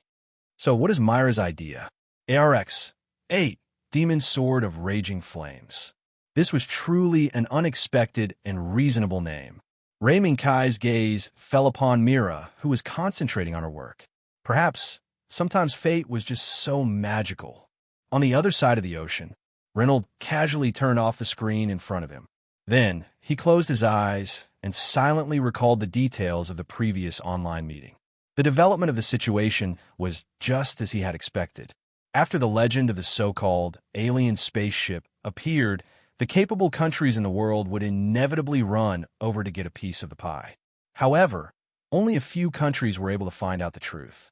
That was because Reynolds knew that this alien spaceship was not something to be trifled with. Moreover, Reynolds also knew that Mithril, the semi-public world's messenger of justice, did not rush to the area where the incident occurred to maintain order after such a bizarre incident. Instead, she chose to remain silent and observe.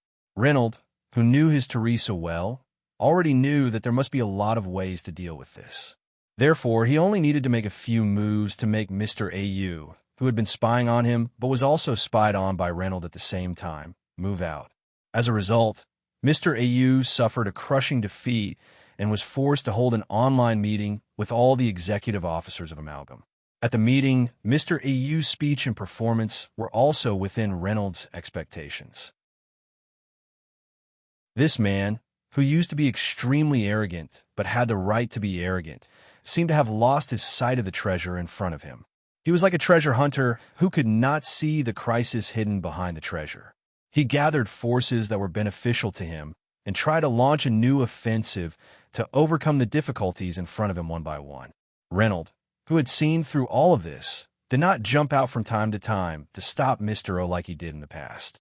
Instead, he chose to agree with Mr. O's initiative and participated in the largest operation since the establishment of the amalgamation team, which involved the most executive officers. Teresa, are you ready? This time the amalgam is going all out.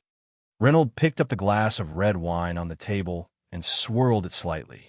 He looked at the starry sky outside the window, as if he was looking at a family member who had been separated from him for a long time through the starry sky above the sea. Sir Reynolds.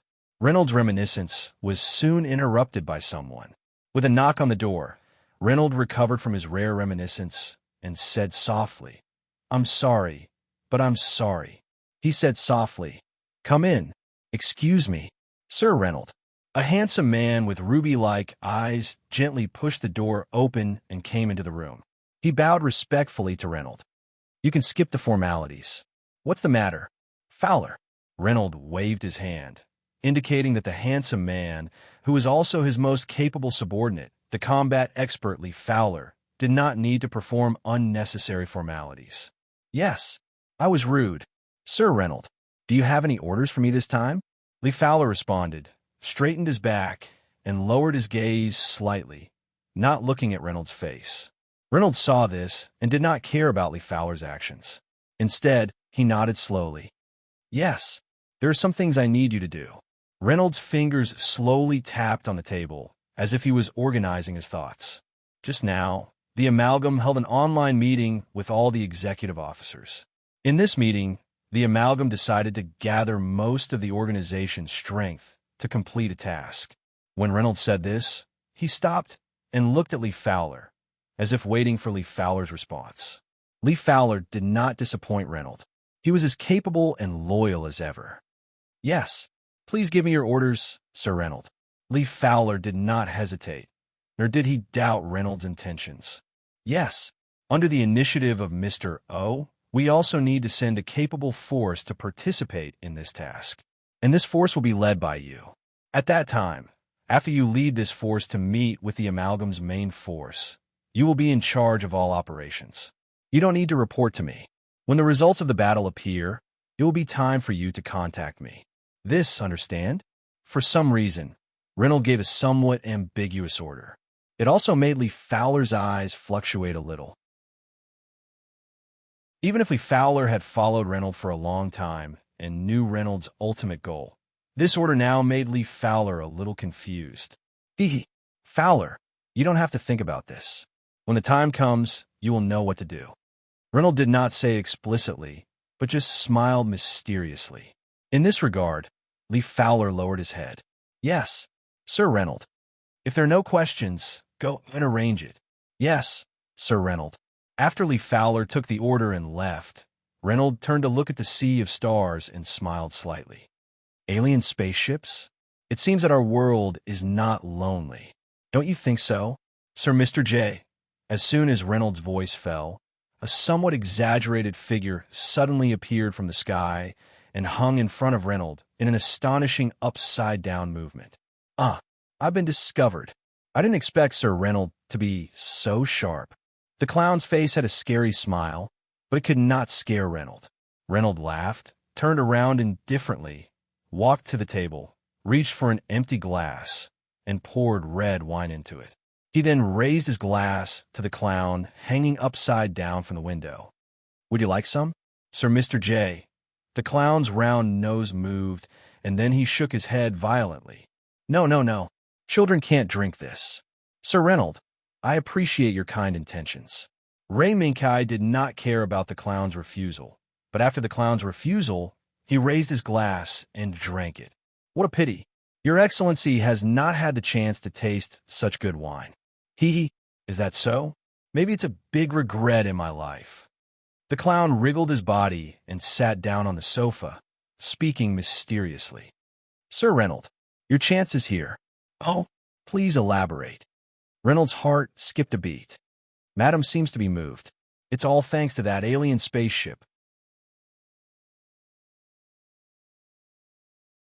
Chapter 395. Silence. Still silence. Whether it was the girl sitting on the edge of the bed or the girl lying on the bed, other than their almost identical faces, they were in sync. The silence was almost unbearable. Teresa sighed inwardly.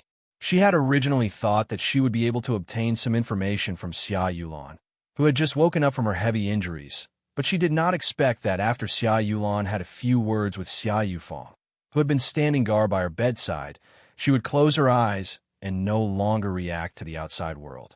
And Teresa also saw the communication between the twins. However, Teresa was completely unable to make sense of the Gemini's words. Is it a secret message between them? After thinking about it carefully, Teresa felt that it was more and more possible. But before Teresa could find a suitable way to break through, Xia Yufeng, who was sitting on the edge of the bed, suddenly spoke. Where is the pilot of the white AS? Knight? Teresa answered subconsciously. Why are you looking for Knight? In fact, Teresa was most afraid of Xia Yufeng. Xia Yulan and the twins were silent, because this would definitely make it impossible for Teresa to obtain the information she wanted. Now that Xia Yufeng could ask, it became Teresa's only breakthrough. Knight? Then we must see him in the shortest time possible. Otherwise, we refuse to respond to any inquiries. A light flashed in Xia Yufeng's eyes. She seemed to have a reaction to the codename Knight. In other words, as long as you see Knight, you will tell him everything you know? Teresa asked rhetorically. You can think of it that way. Since then, the twins, Xia Yufeng and Xia Yulan, once again fell into silence. Although the atmosphere once again returned to the previous oppressive silence, for Teresa, there was progress.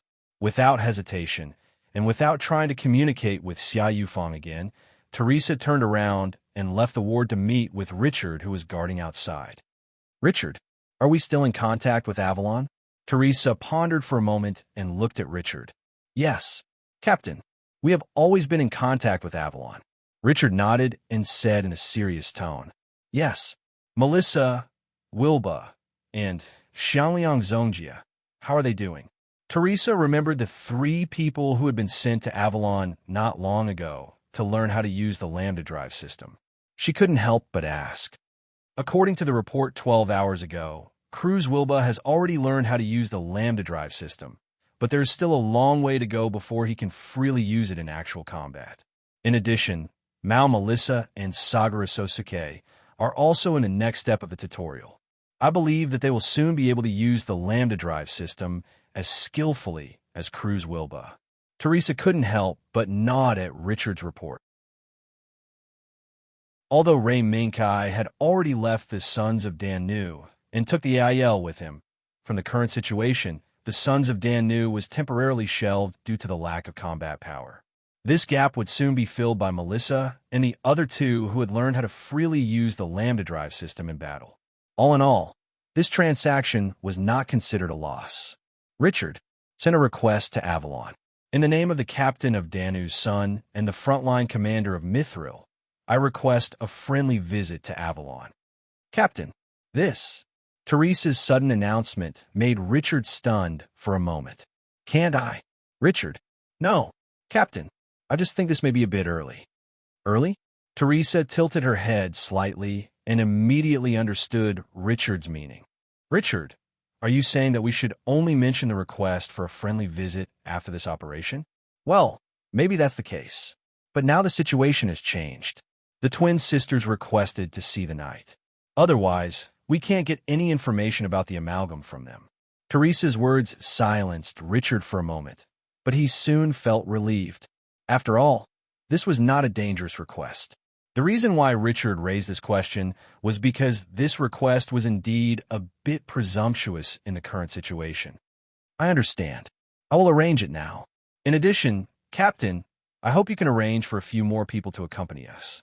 For the sake of safety, Richard couldn't help but suggest more guards. Of course. Teresa nodded and smiled slightly. Although the twins have shown a certain degree of obedience, in reality, we can't be at ease with them. Everything may only be known after we arrive at Avalon. Teresa and the others were not the only ones who wanted to know. As the party being requested, Ray Minkai was also somewhat confused. If it weren't for the twins, Xia Yufeng and Xia Yulan, who took the initiative to request to see Ray Minkai before they were willing to reveal all information about the amalgam, Ray Minkai probably wouldn't have remembered the twins that he had forgotten about on Danusan. Xia Yufeng, Xia Yulan. Are they the assassin twins you were talking about, Kai? After replying to Teresa's request to board the ship, Euphemia looked at the resume about the twins in her hands. Yes. Ray Minkai nodded. Since the twins wanted to see him, they naturally couldn't avoid Euphemia, the Empress of the Empire. Therefore, Ray Minkai straightforwardly gave all the information about the twins' origins to Euphemia. From the resume, they're similar to Mira, but they are much more distressing than Mira. Euphemia's gaze fell on the twins' extremely similar faces. Just by looking at the two beautiful faces that were almost identical, Euphemia really couldn't imagine that the Gemini were actually cruel assassins that had been carefully groomed. Your Majesty, this is the cruelty of war. Fianna, who stood behind Euphemia, suddenly spoke. Perhaps it was the similarity of their backgrounds, or perhaps it was the resonance of the similar experience of being trained into killing weapons. Fianna, who had always been taciturn, couldn't help but express her thoughts. Fianna, I remember your original experience was similar to theirs. Euphemia looked back at the captain of the guards who protected her. Yes, Your Majesty, since I was born, I have always been called the elemental body and fought on the battlefield under the command of the military. Fianna's voice was very dull. For her, who came back from the dead, the days of being controlled and killing everywhere were already unreachable. Is that so? Euphemia pondered for a moment and then looked at Ray Minkai. Minkai, I wonder if we can win the twins over to our side? Euphemia's words made Ray Minkai slightly stunned. To be honest, Ray Minkai didn't have the idea of winning the twins over to his side at the beginning. It was fate that brought them to where they were today. Otherwise, in the battle at the dock, Xia Yufeng would have died under the sword of the crossbow. Your Majesty, I think it might be difficult. Ray Minkai shook his head and spoke his thoughts. In terms of combat power, Xia Yufeng and Xia Yulan are nothing more than soldiers and pilots with great combat power. However, In terms of human nature, perhaps it will be very difficult for us to subdue them. Crime? Even without Ray Minkai's explanation, Euphemia already knew that what stood in the way of winning over the twins would be the rules of this world. Maybe, maybe not. Ray Minkai didn't care too much about this. After all, under Mithril's command, how could there be a clean mercenary? Even the protagonist, Xiangliang Sosuke, was a young soldier from the chaotic Middle East.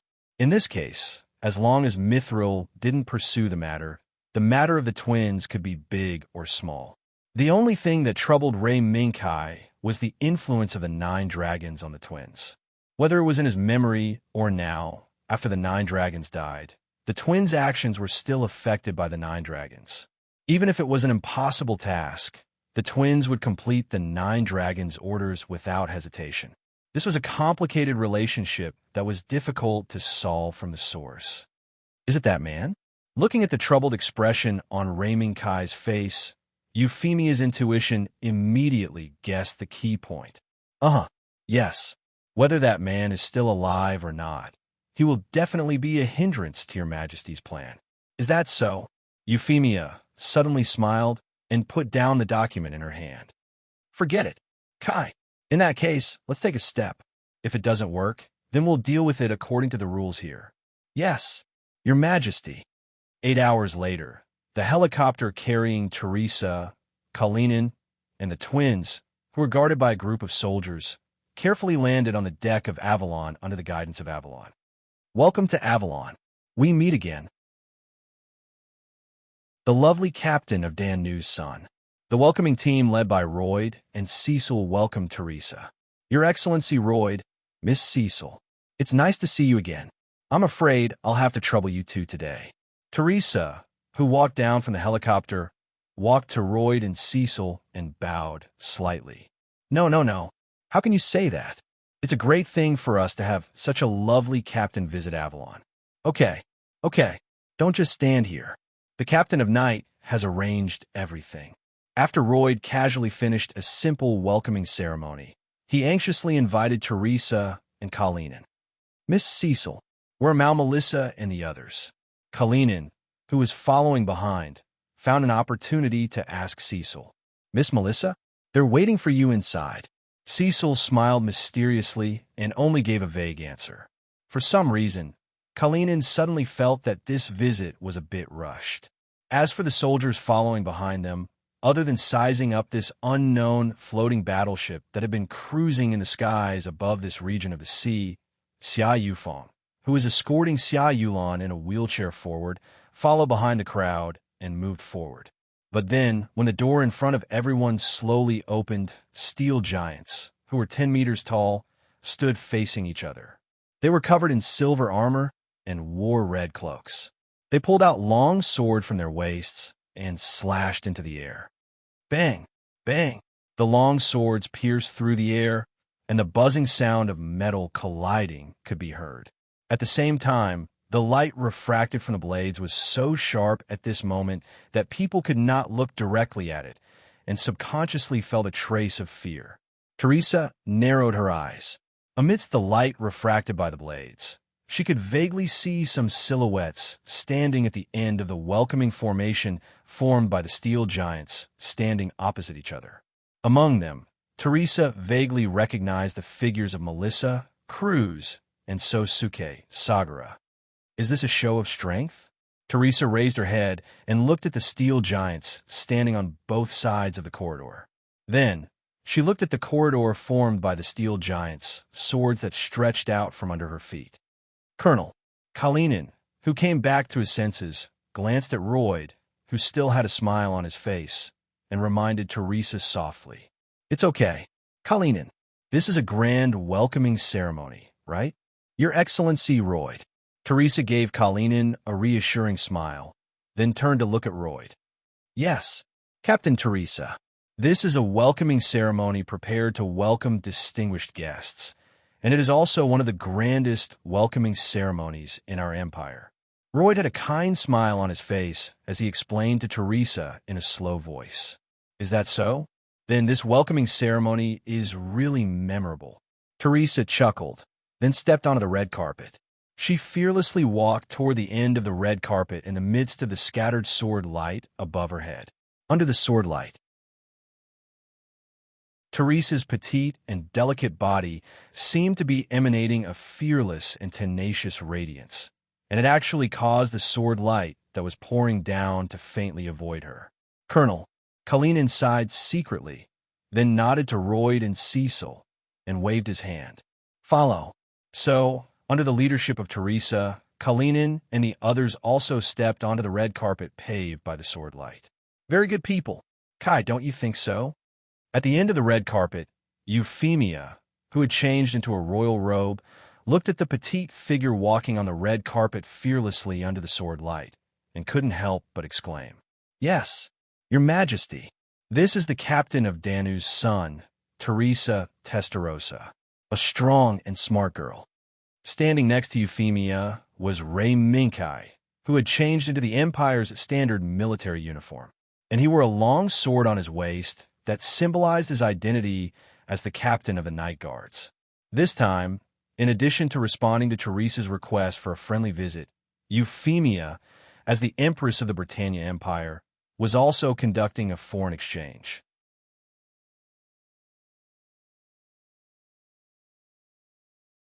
Chapter 396. At the end of the red carpet was a young girl with beautiful long hair, wearing an imperial robe and a crown on her head. Beside her was the young man that Teresa was familiar with, Ray Minkai. Now, in this solemn formal occasion, Ray Minkai's attire and behavior proved that the identity that he mentioned when he was watching the sea with Teresa not long ago was real and not a meaningless joke. Teresa slowly withdrew her gaze from Ray Minkai and looked at the young girl standing in front of Ray Minkai again. The Empress? Teresa stopped in her tracks, but did not move. Instead, she quietly looked at the young girl in the imperial robe. This action made Melissa, Cruz, and Sosuke Xiangliang, who were standing on the right side of the red carpet and watching the welcoming ceremony in silence, sweat involuntarily. Ever since Euphemia agreed to Teresa's request for a visit, the fact that Her Majesty the Empress of the Britannia Empire was on this Avalon had been personally told by Ray Minkai to Melissa and the other two. However, the three of them who were in a daze could not remember that the Britannia Empire existed on the Earth they were on. After all, just by looking at the unprecedented floating battleship of Avalon, they could already confirm that this country was not a small country that changed 3 times in a day, but a powerful country with a strong economy, military, and even control a continent. Teresa's silence made Euphemia smile slightly. Are you the captain of that submersible ship, Teresa Testarossa? Kai has a high opinion of you. Euphemia's smile was very intimate and friendly. As she spoke, she took a few steps forward and came to the front of Teresa. At this moment, Teresa felt a sense of pressure.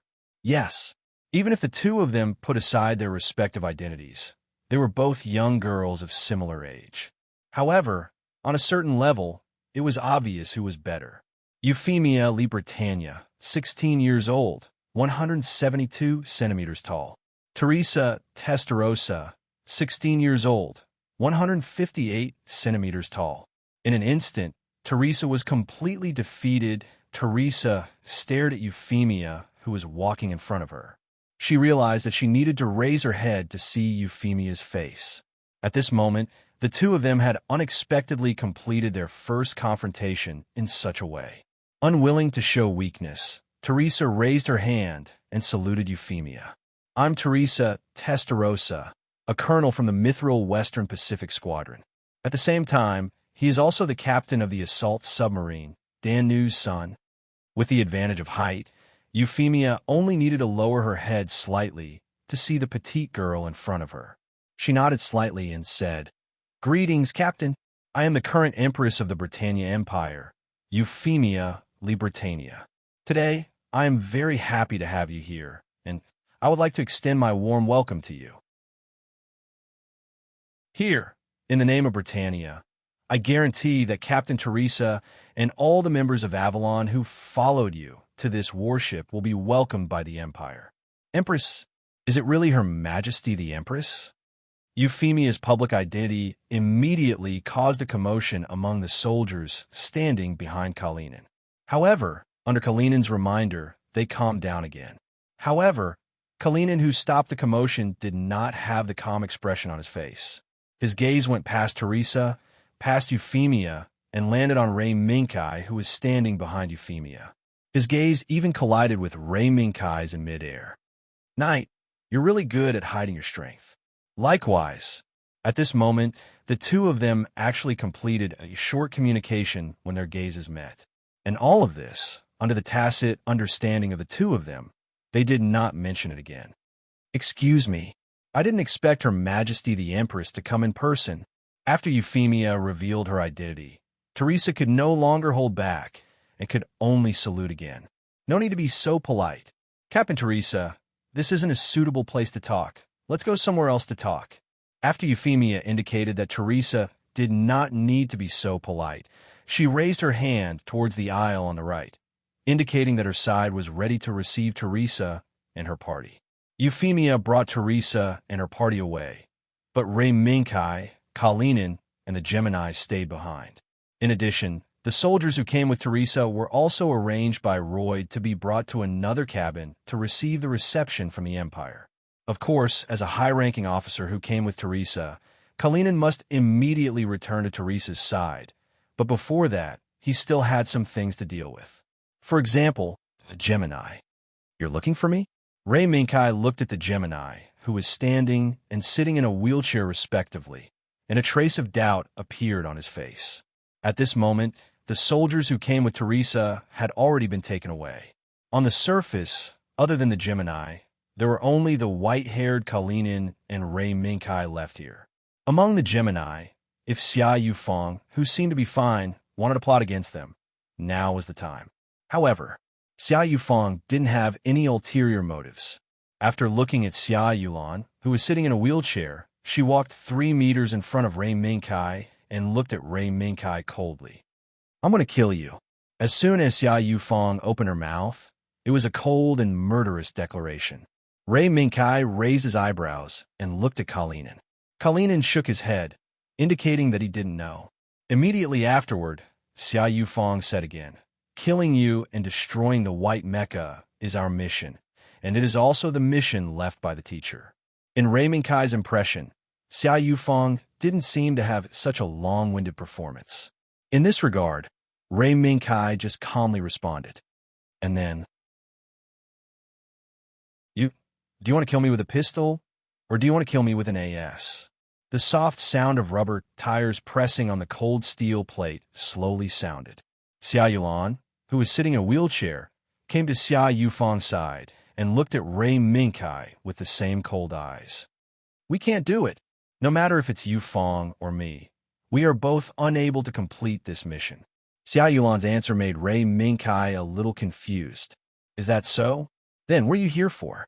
Do you want me to give the order to kill you, or give you a chance to kill me?" Xia Yufeng and Xia Yulan looked at each other, then looked at Kalinin. "And, Major Kalinin, did they make an agreement with you?"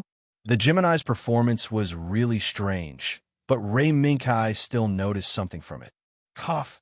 Kalinin also knew about the agreement between Teresa and the Gemini, so he also expected this to happen. And, yes, Knight, Colonel had made an agreement with them. As long as they see you, they will tell you everything they know about the amalgam. It turned out that this was the reason why Teresa suddenly sent out a request for a friendly visit. Although surprised, Ray Minkai didn't care much. At the same time, it was also thanks to Teresa's actions that Ray Minkai was reminded of the twins that he had almost forgotten about among the pill slave's children. "Your request, Captain Teresa has already done it. Then perhaps you should also fulfill your promise. After that, if you have any problems, you can come to me, whether it's a duel or something else." "No, it must be solved now." Ray Minkai's words were immediately rejected by Xia Yufeng.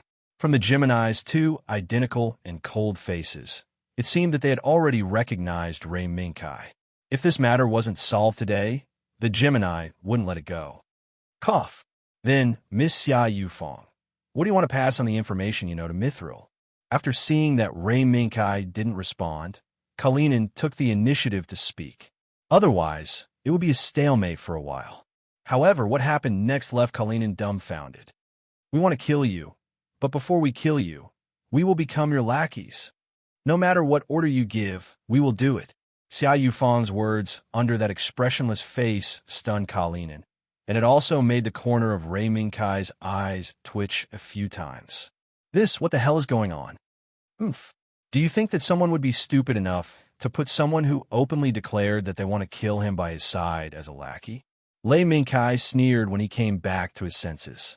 Although the Gemini's statement was very surprising, not many people would nod in agreement. But Kalinin, who was standing on the side, gradually frowned. After thinking for a while, he looked at Xia Yufang again and stared at her pair of eyes that were like dead water. Is this Nine Dragons' arrangement? The Gemini didn't deny it, but they didn't confirm it either. Their identical faces were still as stagnant water. 9 dragons.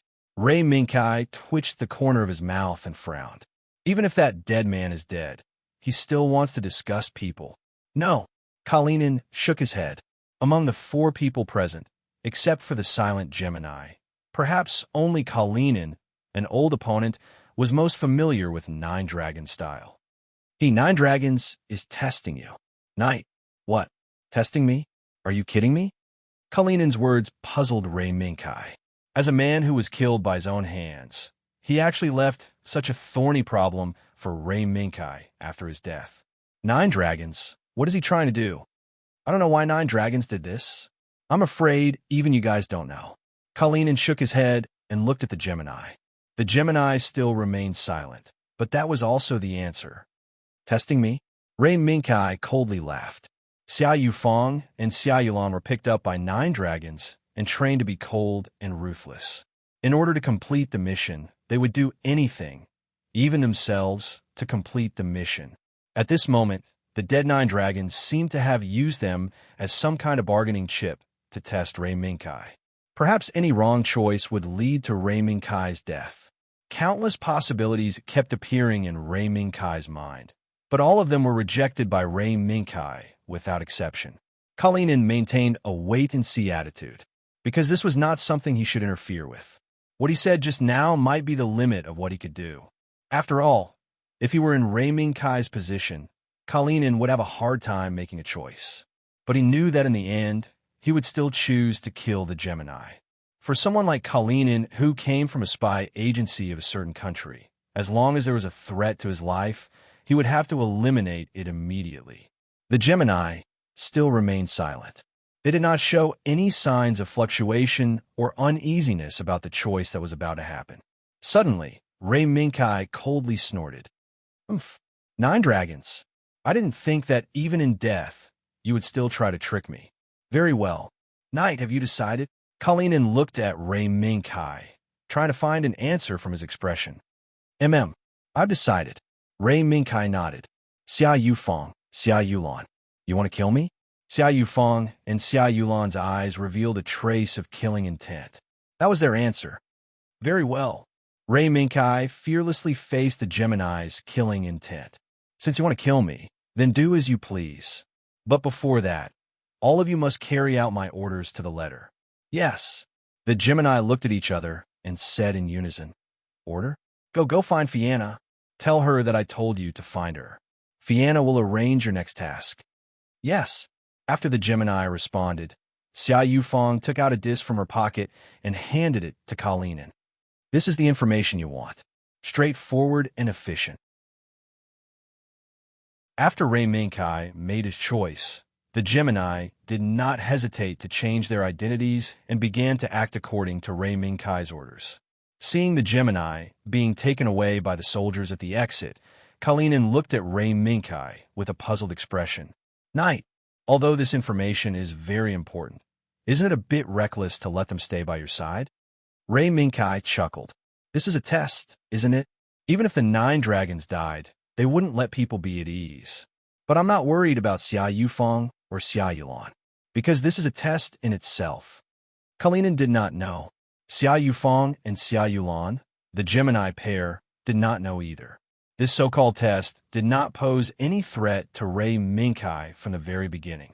As long as the Gemini showed a trace of abnormality, Fianna would be able to suppress them. After all, no matter how powerful the Gemini were, they were still in the category of humans. Fianna, on the other hand, had already been repaired by Starlight City with many techniques.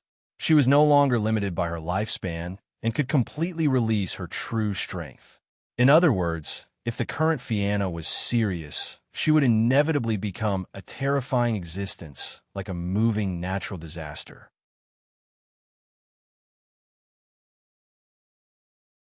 Chapter 397. Under the transparent syringe was a purple potion that was emitting a bit of fluorescent light. Xia Yufeng, who was holding in her hand, didn't know what was inside. Was it a spiritual medicine that could heal injuries? Or was it a spiritual medicine that could control people? Or was it a poison that could kill people instantly? The red pupils reflected the purple light, but the wrist holding the syringe didn't move for a long time. Xia Yufeng didn't seem to dare to bet on what the potion in her hand was. Moreover, before taking the potion from Fianna, Xia Yufeng couldn't have imagined that things would turn out like this. In Xia Yufeng's view of the world, as long as someone revealed killing intent, Xia Yufeng would definitely kill them and eliminate the threat. Now, what was given to her was a syringe containing a mysterious potion. Why? You don't dare to use it? Not far from the Gemini was the blonde woman called Fianna. From the moment she saw the blonde woman, Xia Yufeng clearly felt a familiar scent from her. Yes, it was the scent of a cold and ruthless killing machine filled with death. However, Xia Yufeng vaguely felt that something was amiss. However, the current situation didn't allow Xia Yufeng to continue looking at the potion in her hand in a daze. Not far away, the captain of the dance slave's son, Teresa, and the girl called Her Majesty by the man were standing there, watching every move. The eyes of the blonde woman in front of him gradually turned cold. Yufeng, come. Xia Yulan, who was sitting in a wheelchair, pulled the corner of Xia Yufeng's clothes. Xia Yufeng lowered her eyes and silently nodded. As a Gemini, whether it was Xia Yufeng or Xia Yulan, they could see each other's intentions and thoughts from each other's actions. Thus, the cold syringe pierced Xia Yulan's neck. Clang! The instant the potion in the syringe was pushed into Xia Yulan's body, Fianna, who was standing not far away, suddenly pulled out two long swords and threw them forward. The long sword spun a few times in the air and heavily pierced into the floor in front of the Gemini. I once heard the knight say that you seem to use dual swords. After throwing the two long swords in front of the Gemini, Fianna turned around and walked to the side of the table. She casually picked up the pistol on the table, casually checked it, and threw it at Xia Yufeng. Take it. You should be able to use this. Fianna's actions not only confused the Gemini, but also confused Teresa and the others who were standing on the side. Her Majesty Euphemia, what exactly is going on? A duel? Teresa spoke the thoughts of Melissa and the others. Yes and no. Euphemia smiled and said mysteriously, don't worry. This should be Fianna is testing them. Don't worry. There will be no problem. However, gunshots suddenly. Bang! There was no reason. There was no warning. There was even no warning. The pistol that Fianna tossed out tumbled a few times in the air and landed in Xia Yufeng's hands. The bullet was loaded in Xia Yufeng's instinctive movements and was fired in the next second. Moreover, the moment the gunshot sounded, Xia Yulan, who was still sitting in the wheelchair and unable to move, suddenly jumped up from the wheelchair and pulled out the two long swords inserted into the floor like lightning. In a few strides, she had already followed closely behind the bullet and rushed in front of Fianna. At this moment, whether it was Xia Yufeng's sudden shot or Xia Yulan's brazen attack, they were all so deadly, so perfect. But now, the one standing in front of them was not an ordinary person. The Gemini's tacit understanding and lethal attack might have been a dead end for anyone else. But for Fianna, a woman who had already become a perfect body, it was just a small trick. Humph! Fianna snorted coldly and tilted her head slightly. She had already dodged Xia Yufeng's bullet, and let the bullet that missed the target weakly blow up a few strands of hair. Then, Fianna raised her right hand and slapped Xia Yulan's right wrist that was waving the sword. Pa! With a soft sound, Xia Yulan's slash that was enough to knock down an adult man was actually broken by Fianna, just like that. Moreover, Xia Yulan, who failed in her attack, also lost her center of gravity under Fianna's slap. After staggering a few steps, she fell heavily to the ground. After casually resolving the Gemini surprise attack, Fianna waved her right hand and said faintly, "Is that all you've got?" It seems that Captain Knight's worries were in vain. Bang! Bang! Another few gunshots sounded. However, Fianna still stood there unscathed. This made Xia Yufeng, who launched another surprise attack, stunned on the spot. What the hell is going on? As killing machines trained by 9 dragons, Xia Yufeng and Xia Yulan, this pair of twins not only had superb fighting ability, they also had superb marksmanship skills. In the previous missions, even if the target was 100 meters away, Xia Yufeng was very confident that she could kill it in one hit. But now, at this distance of less than 10 meters, she actually made mistakes in her shooting. What the hell is going on? Is that it? Although Xia Yufeng's face was still cold, Fianna already saw through Xia Yufeng's wavering hidden under that cold face. Suddenly, the wind blew. It was Xia Yulan. Xia Yulan, who staggered and fell to the ground, didn't waver like her sister Xia Yufeng.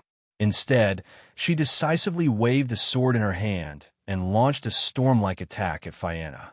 In an instant, the petite Xia Yulan stepped like a whirlwind. Using the powerful centrifugal force brought about by the rotation of her body, she continuously exerted more and more power on the sword and enveloped Fianna. Interesting. Xia Yulan's explosive attack made Fianna's eyes light up. Among them, Fianna's eyes were also filled with data. She continuously analyzed Xia Yulan's every move and summarized all the results in Fianna's mind. This wasn't something strange. Instead, it was a partner that could provide powerful assistance to Fianna in battle, the auxiliary brain that constantly provided Fianna with the surrounding data values. With the help of this auxiliary brain with powerful computing ability, regardless of whether it was Xia Yufeng or Xia Yulan's attacks, the auxiliary brain would use its powerful computing ability to warn Fianna 1 second in advance. Therefore, Xia Yufeng's exquisite shooting and Xia Yulan's whirlwind attack could be regarded as completely ineffective attacks against Fianna. The sword hummed. Xia Yulan already couldn't remember how many times she spun, kicked, and slashed with her sword. The only thing he knew was that the golden-haired woman in front of him always knew his attack route at the first moment, and at the perfect timing, she easily dodged his attack. Bang! Bang! Xia Yufeng, who recovered from the shock, was the same. He calmly locked on his target. His shooting instincts were no longer as easy as before when he was able to easily kill his target. Instead, every time he was determined to kill his target, the other party would dodge. There were even a few times where he had almost endangered his sister, Xia Yulan's life. Does this woman have the ability to foresee? Xia Yufeng's right hand tightly held onto the empty magazine, but she couldn't think of a way to defeat Fianna. What made Xia Yufeng even more speechless was that after Fianna discovered that Xia Yufeng had already used up the bullets, she didn't forget to reach for the table and throw a few magazines at Xia Yufeng while dealing with Xia Yulan's attack. Looking at the magazines that fell from the air, Xia Yufeng suddenly felt that long-lost emotion that she had almost forgotten quietly came online. Anger. Yes, it was anger. Fianna was so powerful, but she was constantly toying with her sister. Xia Yufeng believed that as long as Fianna wanted to, she could kill the twins in an instant. Is this the end? Fianna raised her hands and easily caught Xia Yulan, who had been forcing Fianna to retreat and then forced her to the side of her sister, Xia Yufeng. Let go.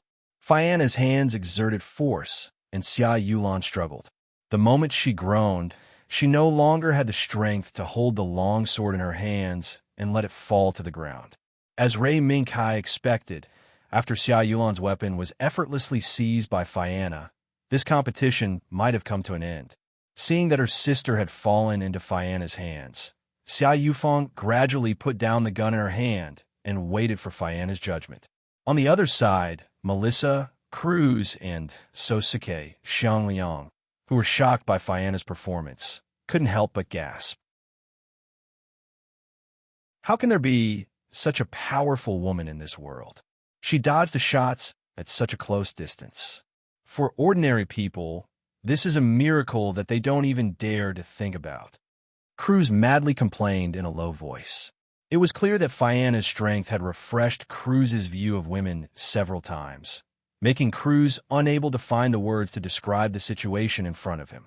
This is the strength of a personal guard captain? I'm afraid that even a knight's strength isn't as strong as hers. Melissa's focus wasn't the same as Cruz's. Instead, she let out a sigh with a faint trace of envy. Dangerous. This woman is very dangerous. If it's not necessary, it's best that we don't come into contact with her. This was Sosuke Xiangliang's evaluation. However, before he finished speaking, he was fiercely hit on the back of his head by Cruz. Xiangliang, you brat. You're getting carried away.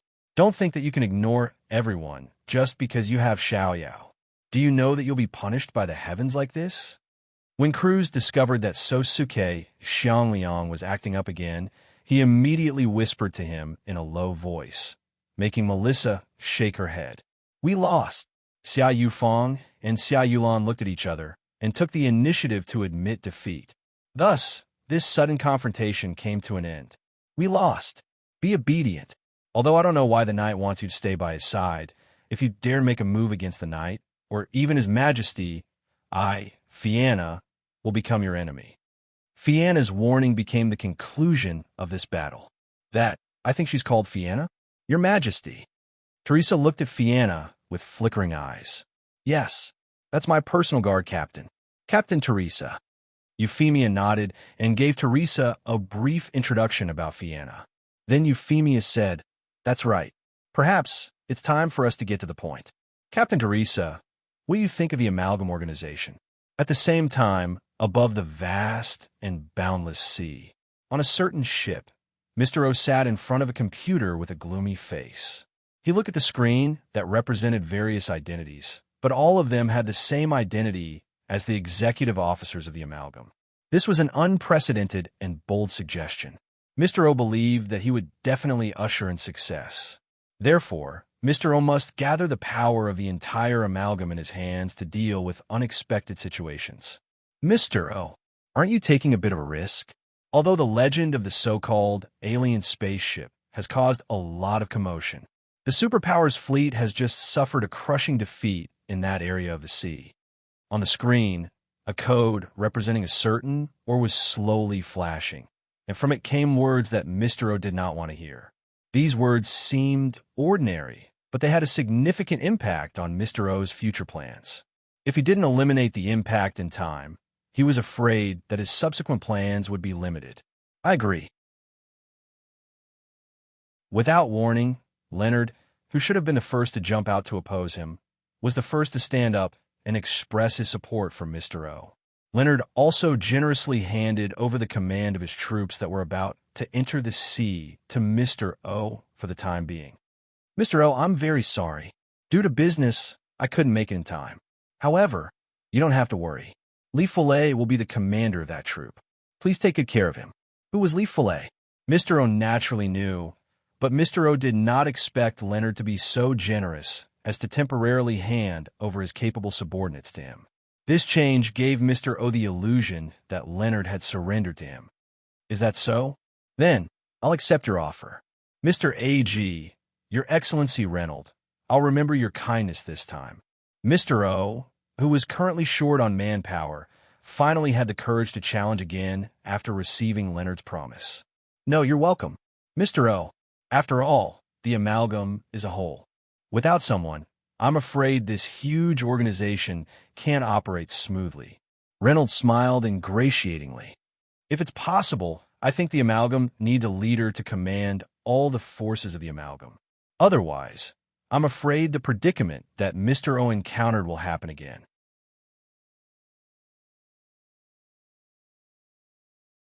Chapter 398. The red wine in the glass flowed slowly. As his wrist swayed, it gradually drew a rotating trajectory along the glass. Under the illumination of the lights, these rotating trajectories were somewhat dazzling and mesmerizing. Mr. O's gaze gradually became mesmerized. Reynolds' sudden and astonishing speech not only shocked the other executives participating in the online meeting, but also shocked Mr. O. Most of the Amalgam's cadres had already obeyed Mr. O's orders through his many years of trickery and robbery. But in fact, this was only done in the dark or, to a certain extent, semi-public operation. It cannot be put on the table. Reynolds' astonishing speech about electing an alliance leader to control the entire Amalgam for the future actions of the Amalgam had completely laid out Mr. O's actions in recent years on the table. Even the fig leaf used to cover up was torn apart by Reynolds' speech. The blood-red wine slid down Mr. O's throat, and his eyes flashed with a fierce light. Mr. A.G. Reynolds, since you're so generous, then I won't hold back. Alliance leader, the supreme position to control all the forces of the Amalgam and all the personnel. How could Mr. O say no? Otherwise, Mr. O would not have used all kinds of methods to obtain most of the Amalgam's power over a long period of time.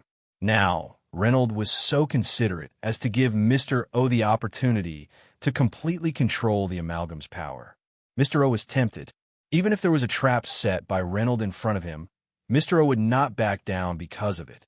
This was because, in the past few decades of development, the Amalgam had become a super empire hidden in the shadows of the human world.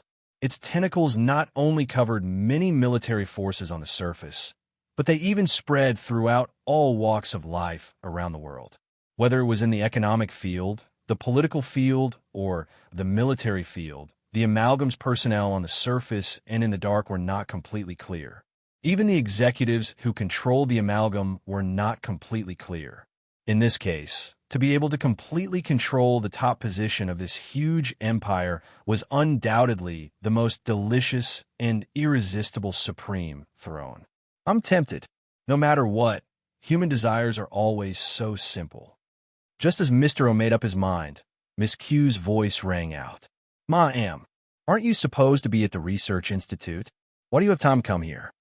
Mr. O wasn't surprised by Miss Q's sudden appearance. Instead, he greeted her casually. Yes, at the very least, he wouldn't be so frustrated if he stayed at the Research Institute. Mr. O, don't forget our deal. You must get your hands on the device in the Mithril headquarters. Miss Q didn't seem to want to walk under the light to meet Mr. AU. Instead, she chose to hide in the shadows where the light couldn't reach. This also gave Mr. AU a bad feeling. Ma'am, the agreement between us is crystal clear. Why do you have to repeat it? In my opinion, this is also an action to realize the exchange between us. After all, even if the strength of Mithril can't compare to our Amalgam, we still have to pay a huge price to take it down. Mr. O recounted his explanation and tried to justify his actions at the moment. However, Mr. O wasn't sure how effective this explanation would be. Is that so? Then, leader of the Amalgam, do as you say and complete the deal between us. I'm determined to get my hands on the device hidden in the Mithril headquarters. Don't forget, ma'am, I will fulfill your wish. Mr. O made the same promise from the bottom of his heart as before. As soon as he finished speaking, Mr. O suddenly felt that Miss Q's presence seemed to have disappeared from his surroundings. What an elusive woman. Mr. O sighed in his heart. He put the wine glass in his hand on the table and raised his hand to rub his temples, trying to clear his mind. The device under the Mithril headquarters. What kind of device would that be? How could it make such a mysterious woman like Miss Q have such a persistent idea about it? Mr. O, who was puzzled, finally gave up the idea of continuing to think about this problem and focused his energy on the situation at hand. After a short intermission, the online meeting that began again finally became an opportunity for Mr. O to take control of all the forces of the Amalgam. Among the many forces that expressed their willingness to listen to Mr. O's name, including the force led by Leonard, who first proposed that Mr. O be the first Amalgam leader. Therefore, the Amalgam forces that were wandering around the sea where Mr. O was now began to turn around and began to gather around Mr. O. Although the white marks left by the fleets on the blue sea were small, they had been firmly locked on by the intelligence satellites in orbit above. The next moment, a report with multiple satellite photos was sent to Teresa, Euphemia, and Ray Minkai. Your Majesty, the enemy has begun to move. Teresa handed the intelligence document in her hand to Euphemia. This was a photo taken by a spy satellite from Mithril. From the image in the photo, it seemed that a large fleet was gathering at a certain coordinate near the sea where Avalon was stationed. Although the appearance of the ship did not look like a military ship, for Ray Minkai, Euphemia, and even Teresa, who already had some understanding of the origin of these ships, it was already a ship with a huge hidden force.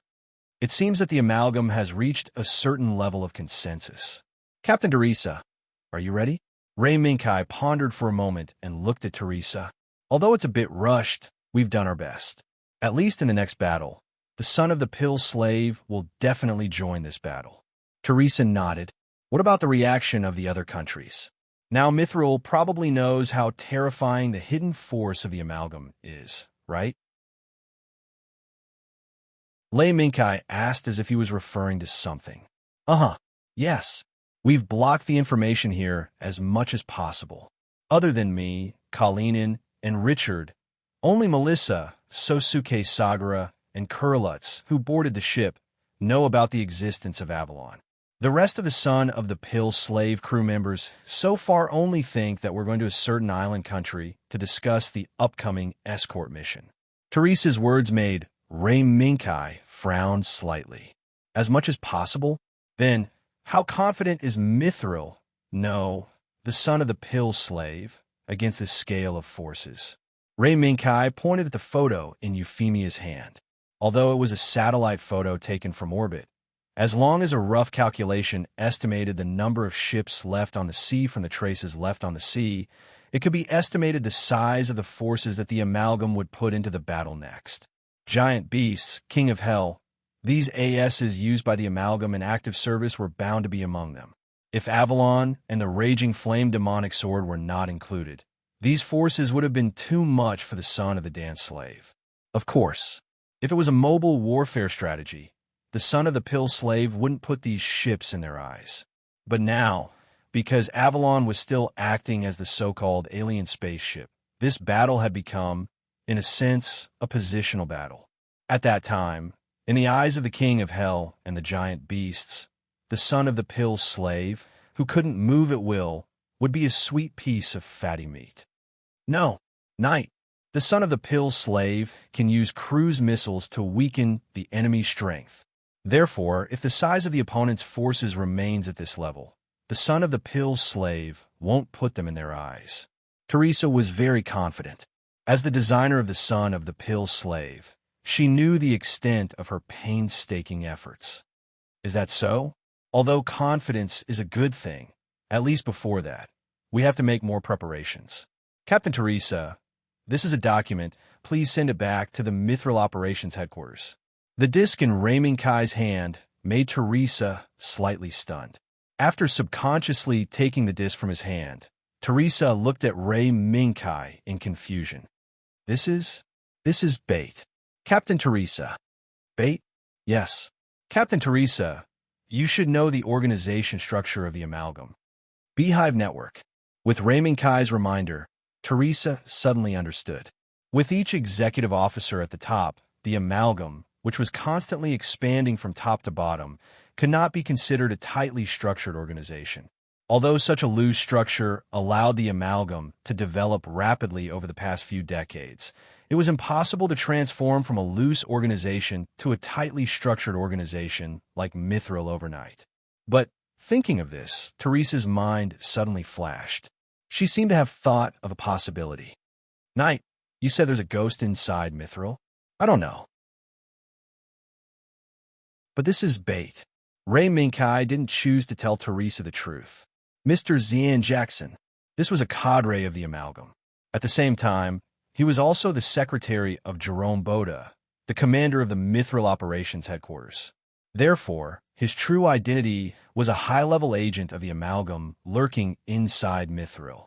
In the original world line, 9 dragons stretched out their claws toward the son of Dan Nu, and behind the battle that almost destroyed the son of Dan Nu, there was the shadow of this high-level agent. If he hadn't bribed a small number of crew members on the son of Dan Nu, 9 dragons might not have been able to attack the son of Dan Nu. Now, this high-level agent, the amalgam spy, hadn't really surfaced yet, and hadn't been sent to Kalinin and the others as a gift by Reynolds. Ray Minkai felt that it was necessary to use this chess piece to do something. Teresa didn't get any answers from Ray Minkai, but the clever girl captain had already guessed some key points. I understand. I'll arrange it now. Without hesitation, Teresa simply said goodbye. Watching Teresa's figure disappear behind the door, Euphemia, who quietly watched all of this, spoke. Kai, you're really making things difficult for her. Ray Minkai smiled helplessly. Is that so? Maybe that's the case. No one would be happy to find out that there is an enemy spy hidden inside the organization that they have always been proud of, and it might even be the person they trust the most. Oh, so you already know who the spy is? Euphemia asked. Maybe. Ray Minkai shrugged his shoulders, then added a sentence. If I'm not wrong, the spy who's been lurking for a long time shouldn't be the person Captain Teresa trusts the most, but someone around that lord. These things still need Captain Teresa to deal with herself. We just need to do our own things well. That's true. The information on the CD that Ray Minkai gave to Teresa was quickly uploaded to the operations headquarters in Oceania through Mithril's internal network. As the supreme commander of the operations headquarters, Jerome Boda must pay attention to it, and must also pay attention to the intelligence from the son of Dan Nu. Especially at this critical moment, any trace of change will affect the next action. As the information file was opened, a set of data, sea charts, and even high-altitude photos were instantly unfolded in front of Jerome Boda. He read very quickly, but as he read, his gaze became more and more solemn. Gradually, a huge, invisible pressure from the void pressed down heavily on his shoulders, causing Jerome Boda to be unable to make a decision in the first place. For a long time, Jerome Boda looked at the information in front of him in silence, and his mind was quickly thinking about the action to be taken. But if he mobilized the son of Dan Nu, it would inevitably affect the next action. Jerome Boda, who was unable to make a decision for a long time, finally made a decision and gathered his most trusted people to discuss the next action to be taken. Thus, Jerome Boda pressed the button that Ray Minkai was waiting for. Jackson, are you there? I'm here, Commander. Please give your orders. As the communication was connected, a capable baritone sounded. Inform the people in charge of the various combat departments that there is an emergency meeting that needs to be held. Jerome Boda said a few words, then was silent for a while. He stretched out his right hand and selectively selected some photos from the intelligence file that he thought were not important and sent them to Jackson's mailbox. These are some photos. Send them to the people in charge of the various combat departments and ask them to think about the actions that the enemy might take before the meeting begins. Understood. Commander, I'll deal with it now. Behind the closed communication was a middle-aged man who looked at the photos in the mailbox in silence. Ocean environment. Uninhabited island? It seems that the topic of this emergency meeting should be the next action of the son of Dan Nu. Then, I need to contact the headquarters. The man looked around. While remaining vigilant of the changes in his surroundings, he secretly saved the photos in the mailbox and prepared to send them to the person who would receive him after the emergency meeting ended.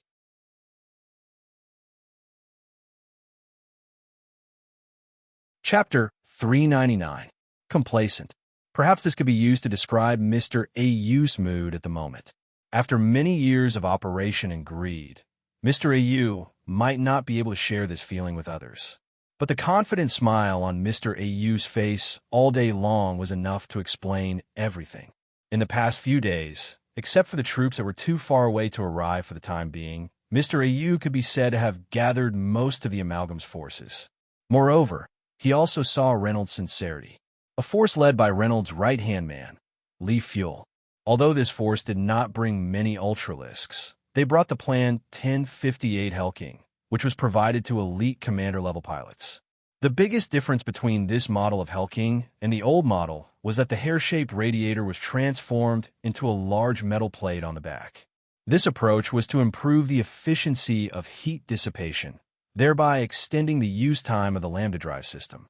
Without a doubt, this elite Helking team, led by Lee Fuel, was the greatest sincerity Reynolds had shown at the moment. Reynolds seems to be sincere in letting me take the position of the leader. It seems that after this incident, it's time to modify the strategy against Reynolds. While Mr. AU was calculating, an information file with a specially encrypted key was sent to his personal mailbox. After raising his hand to let the attendant standing by the side temporarily leave the room, Mr. AU slowly opened his personal mailbox and opened the information file that surprised him a little. Has the ship started to move? The document in the mailbox showed that the diving ship that had been targeted by the amalgam seemed to have started to move and was lurking near the sea, trying to wait for an opportunity to attack while the amalgam was on the move. What was the intention of this diving ship? Needless to say, he knew what was going on. You want to pick peaches? If it was a few days ago, I would have hesitated. But now, you're digging your own grave. Mr. AU, who had gathered most of the amalgam forces, had the confidence to do so. In the past battles with Mithril, due to the fact that their leadership structure was rather scattered, as well as the fact that they were unprepared, Amalgamate was often at a disadvantage due to their inability to unify their actions.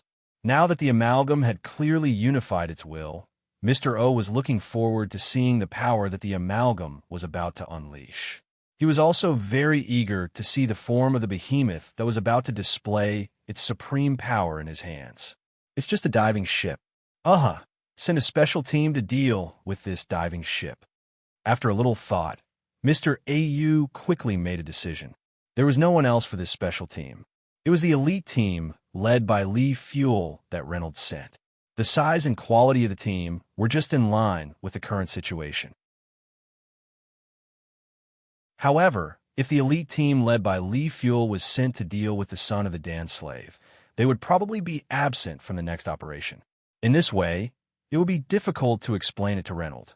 Even though Mr. O had been eyeing Reynolds for a long time, those plans had long disappeared after Reynolds took the initiative to ask Mr. O to be the leader of the Amalgam Alliance. However, in Mr. AU's impression, no matter how Reynolds' current actions were in line with his own ideas, they were still lacking. After all, Reynolds was not on Mr. AU's side. I'll let that kid work hard. It's not too late to make it up to him after this incident is over. There was a difference between close and distant. Mr. AU, who did not think for long, immediately decided to send Lee Fuel to find the son of the Dan slave and let him complete the task of expelling and even destroying the son of the Dan slave.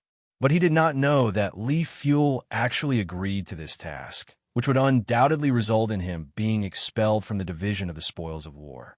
His straightforwardness made Mr. AU feel that it was unreal. But in any case, this small disturbance that could lead to a crack in the amalgam that had just reached a unified intention was gently let go with Lee Fuel's obedience. Splash! When the huge monster splashed up waves, the amalgam troops that had completed the initial assembly were also divided into two waves. One wave was once again launched an attack on the area where the alien spaceship fell, and the other wave was led by Lee Fuel to hunt down the son of the Dan slave who was trying to cause trouble. The scenes of the cargo ships and the huge monsters splashing up waves had been adjusted to a synchronous orbit. The intelligence satellites that were constantly monitoring this area 24 hours a day had locked onto them and forwarded the relevant images back to the son of the Dan slave and Avalon. Night. The enemy has begun to move. The familiar words sounded again. However, at this moment, Teresa was not in a good mood, because, from the images captured by the intelligence satellites, Ray Minkai's previous move of asking Teresa to send back false information to the operations headquarters had already proved one thing: a matter of life and death for Mithril. In the operations headquarters, there was at least one agent from the Amalgam who had access to the top secrets from time to time. Yes, The enemy has begun to move. Captain Teresa, are you okay on your side? When the expected result appeared, Ray Minkai could not help but sigh. However, the most important thing now was Teresa's condition. Even if Melissa, Cruz, and Sosuke Xiangliang, who were sent here to learn how to use the Lambda Drive system, were urgently recalled, the situation facing the son of the dance slave was still extremely grim. Among the son of the dance slave, only Cruz could use the Lambda Drive system smoothly. Although Melissa and Sosuke Xiangliang had records of being able to activate the Lambda Drive system, the level of the two was far less stable than Cruz, and they were still in an unstable state. In this case, the enemies that were about to be attracted by the son of the dance slave were all equipped with a Lambda Drive system, and the worst was at least the king of hell level. No, Knight, I'm fine. The most terrible time is when the enemy lurking among us kills us without us knowing. But now we already know that there are enemies lurking among us. This is already the best situation at the moment. So, everything has to wait until we win this battle before we have a chance to settle everything. Teresa was indeed a strong girl. The strong and intelligent Teresa immediately grasped the key point and made the most suitable and most appropriate choice of the moment. Yes, Captain Teresa, please rest assured, I may be able to send some support to you. Please hold on for a while before our reinforcements arrive. Ray Minkai nodded slightly and gave Teresa a promise. Support. Knight, do you have enough people on your side? Teresa was slightly taken aback. Although Ray Minkai's strength was amazing, facing the amalgam that pulled out most of its strength, he should not divide his strength. I have enough people on my side. Don't worry, Captain Teresa. Ray Minkai waved his hand, indicating that it was fine. Even if he did not count Ray Minkai, White Cat Zero, and a new body that had been officially named the Roaring Flame Demon Sword, relying on Fianna and the other members of the Knight Regiment who followed along was enough to deal with most situations. Moreover, in an emergency, as an airship, Avalon could also appear in the form of a firepower fortress, using the 3 electromagnetic cannons hidden under the deck and the 200 series of universal missile launching systems that extended from the middle of the hull to the rear wing to provide firepower support to the front line. Ray Minkai had reason to believe that under the premise that Leonard's fallen angel did not appear in this sea area, Avalon's firepower was enough to crush the entire battlefield. Of course, this situation would only happen when there was no other choice. Ray Minkai did not intend to let Avalon announce its existence to the world so soon. Swoosh! While thinking, the automatic door opened. It was Fianna and Gemini who had changed into a fitting Imperial military uniform. Captain Knight. Fianna bowed to Ray Minkai. In public, as the captain of the Queen's Guards, Fianna was on the same level as Ray Minkai.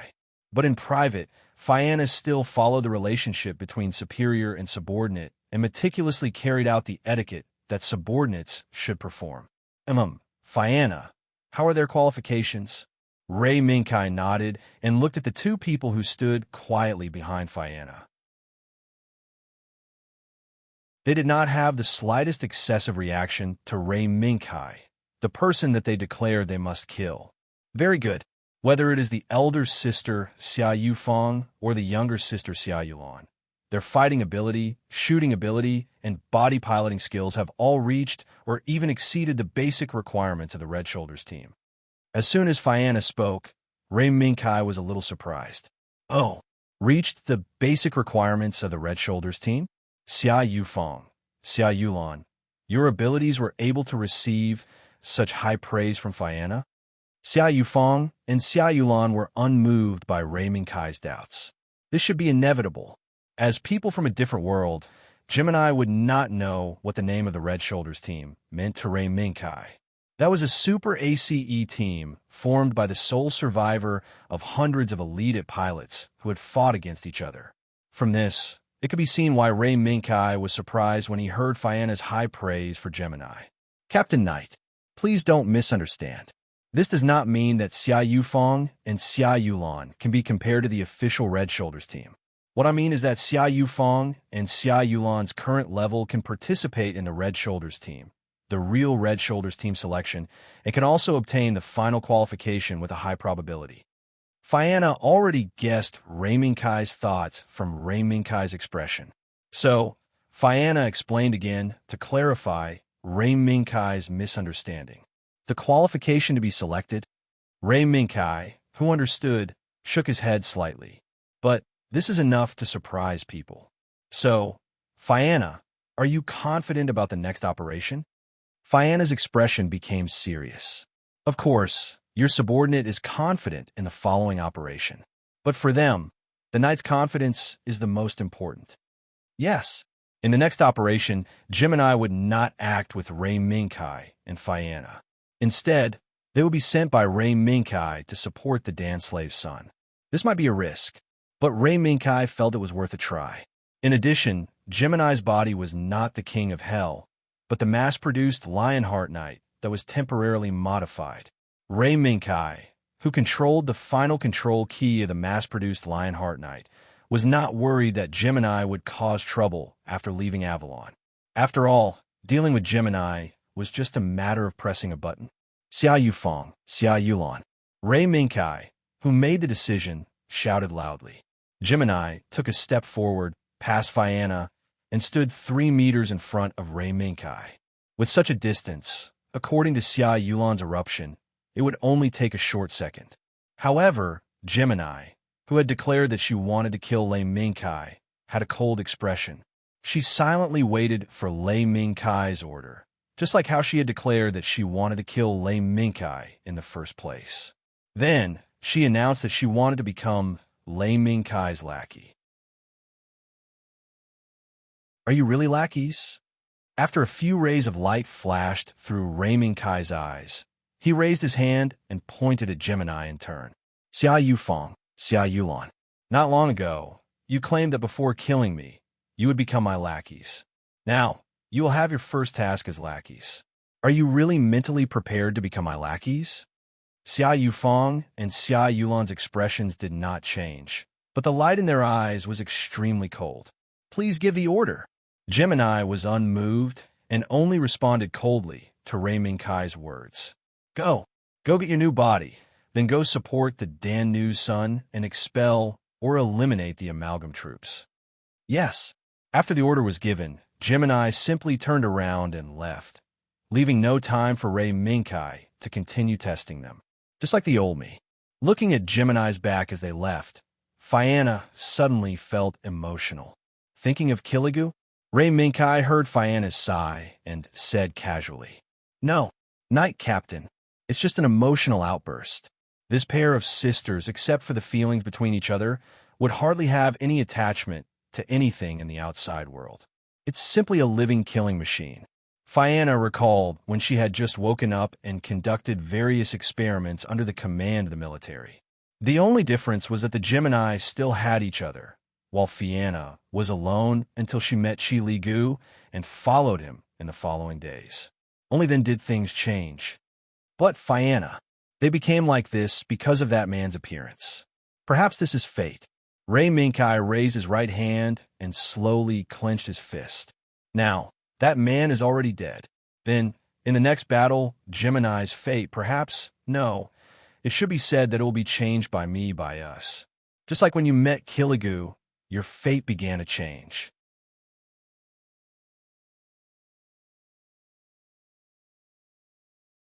Chapter 400.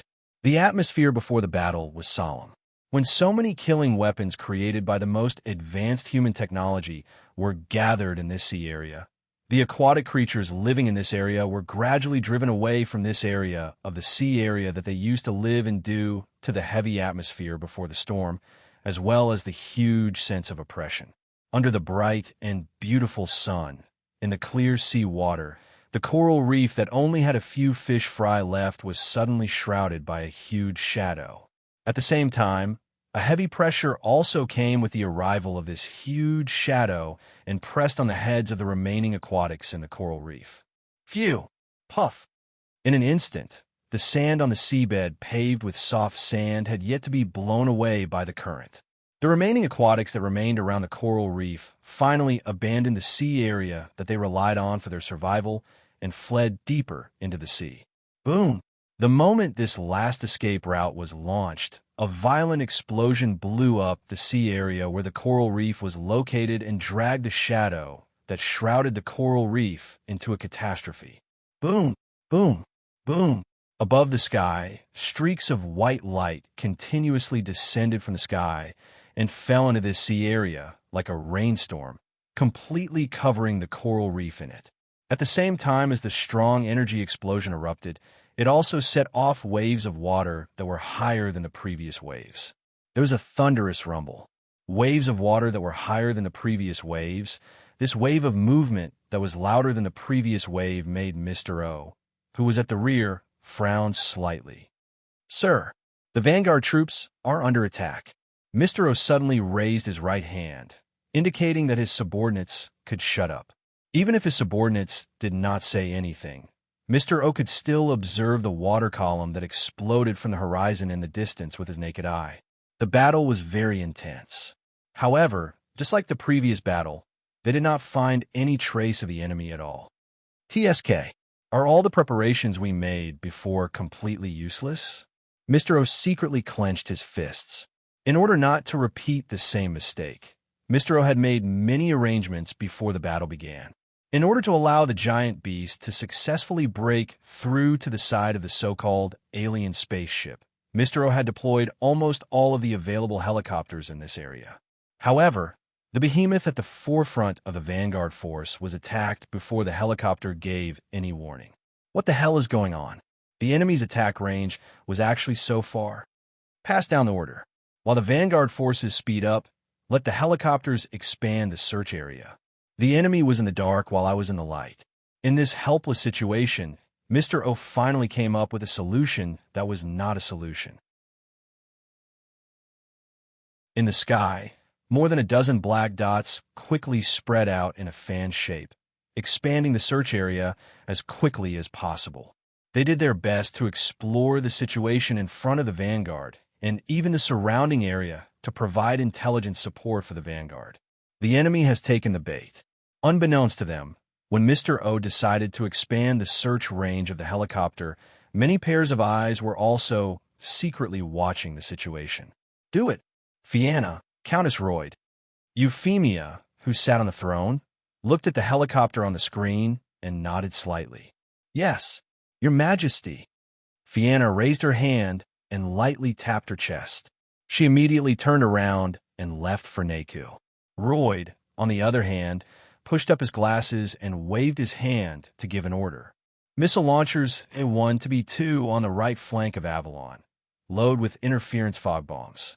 Launch in 180 seconds. Target area A002. Then Royd said again. Missile launchers C1 to D1 on the left flank of Avalon. Load with weather camouflage particle system warheads. Launch in 200 seconds. Target airspace above Avalon. Following Royd's order, a series of commands suddenly rang out on the entire bridge of Avalon. Amidst the commands, Euphemia, who sat firmly on the throne, could see from the main screen on the bridge that the missile launchers named by Royd entered a state of readiness for launch one by one, waiting for the end of the countdown. The first wave of missiles would be launched in 180 seconds. These 180 seconds were neither long nor short. Under Euphemia's gaze, the moment the first countdown on the screen reached 0, the command to launch the missiles instantly rang out in the air on the bridge. Interference fog bombs. Launchers A1 to B2 launch. The moment the launch button was pressed, the launchers on the left flank of Avalon were instantly shrouded in columns of smoke that rose into the air.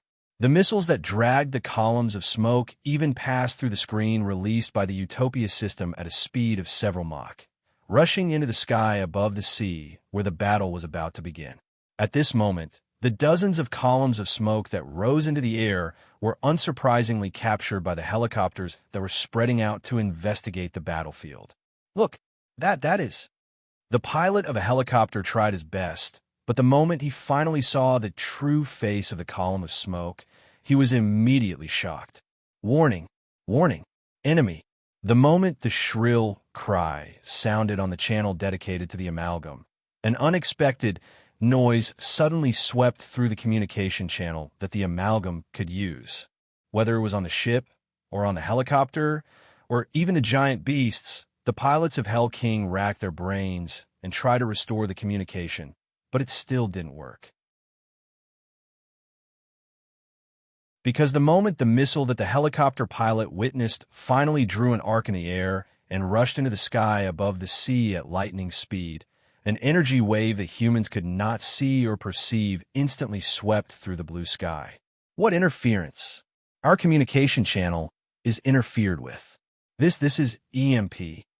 The helicopter pilot, who had rich combat experience, remembered a battle he had encountered when he was fighting on the battlefield in the past. It was a hopeless battle where even the heavens and earth couldn't respond to the cries for help. If it weren't for the pilot's luck being a little better than his other teammates, he probably wouldn't have appeared in this sea area now, watching the missiles that rose into the air and exploded in the sky one after another, wantonly spreading their power, allowing it to fill the sky and abolishing the amalgam's communication network. But this wasn't all. In the eyes of the pilot of the helicopter, the EMP that killed the entire communication network of the amalgam finally erupted with its last trace of power. Another terrifying scene followed closely behind. Missiles again.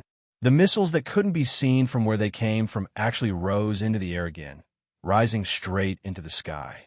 That is, listening to the noise from the headset, the helicopter pilot seemed to have forgotten the situation in front of him, and only the dozen or so pillars of smoke that rose into the sky were left in his eyes. Under his gaze, the dozen or so pillars of smoke rushed into the sky. In a moment they rushed to the high altitude that ordinary humans couldn't see directly with the naked eye.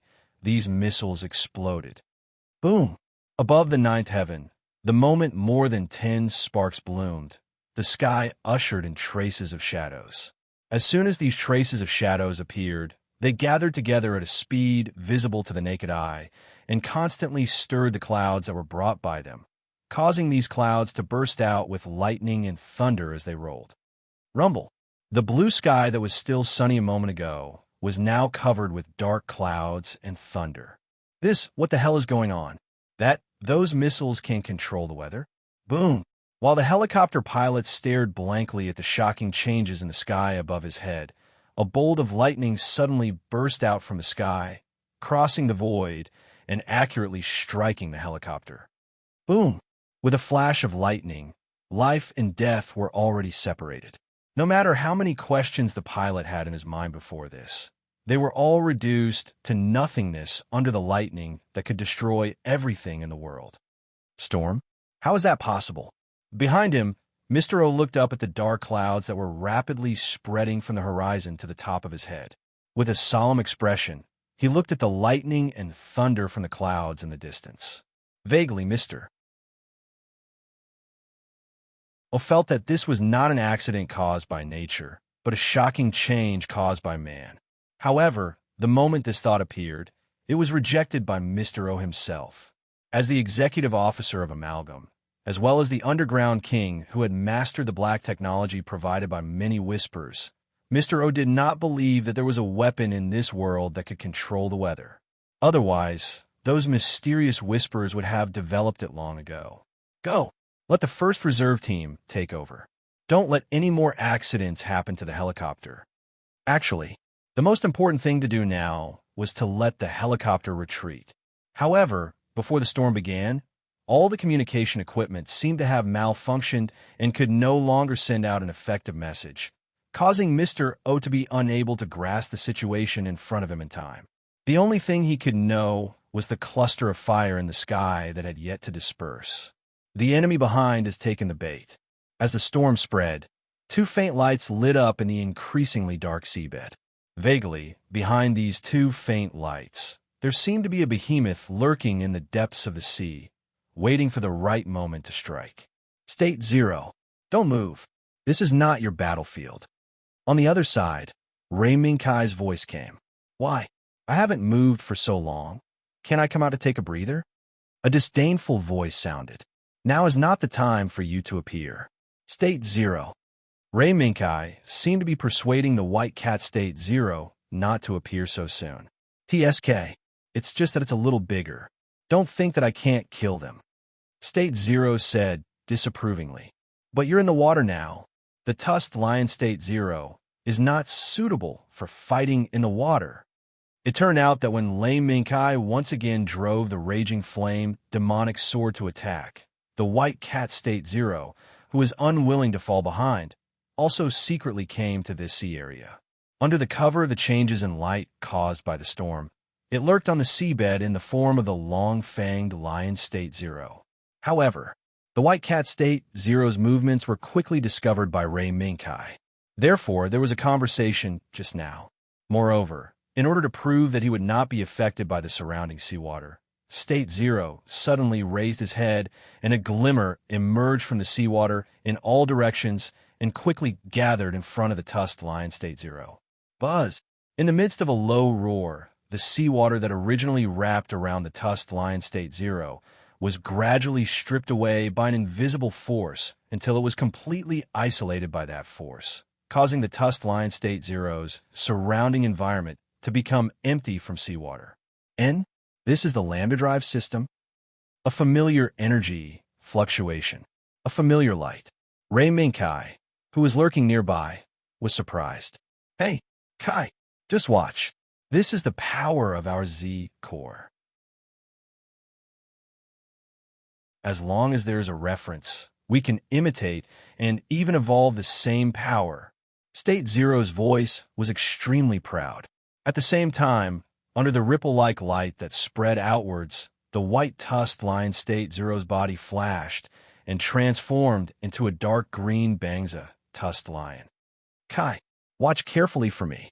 This lambda drive system can give the Bangza tusked lion a brand new power. The moment State 0's low roar sounded, another ripple of light emerged. However, this ripple of light appeared at the tail of the Bangza tusked lion, behind the two cannons that had terrible power and terrible recoil. Boom! The muzzle of the cannons flashed, and the seawater that was isolated by the lambda drive system tumbled. The cannonballs rushed out of the barrel and rushed straight up from the bottom of the sea as the ripple of light bloomed, smashing the giant beast that just appeared in the shooting path. Boom! A water column splashed high into the air, and the giant beast carrying a huge jet engine on its back was blasted into pieces. Under the water, the ripple of light behind the Bangza tusked lion slowly emitted a glimmer.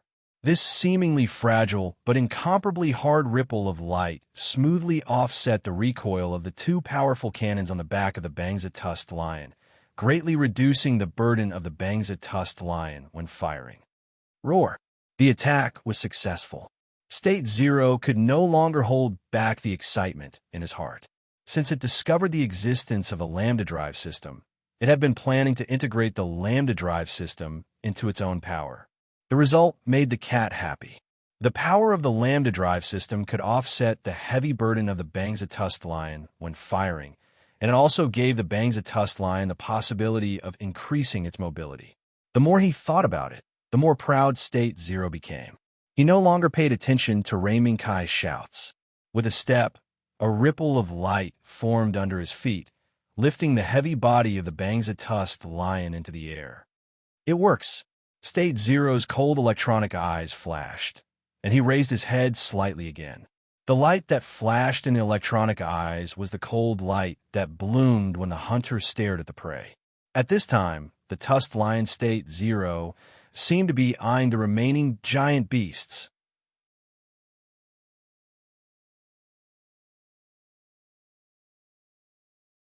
Chapter 4:01. Playing around. Those who were familiar with the habits of cats would know that when a cat got a new toy, they would be extremely active and want to fight with the new toy for 300 rounds. Now, State 0, who claimed that he had integrated the lambda drive system, was like this. Although the long-toothed lion could already use the banja form, the extremely heavy equipment in the banja form had always made State 0 love and hate it. It loved nothing more than the unparalleled lethality of the powerful equipment that was armed to the teeth. It hated the weight of the equipment that exceeded the long-toothed lion's load. The heavy weight made the long-toothed lion, who maintained a certain degree of mobility at all times, extremely uncomfortable. Therefore, in most of the battles, the long-toothed lion had intentionally or unintentionally sealed the Bonja form.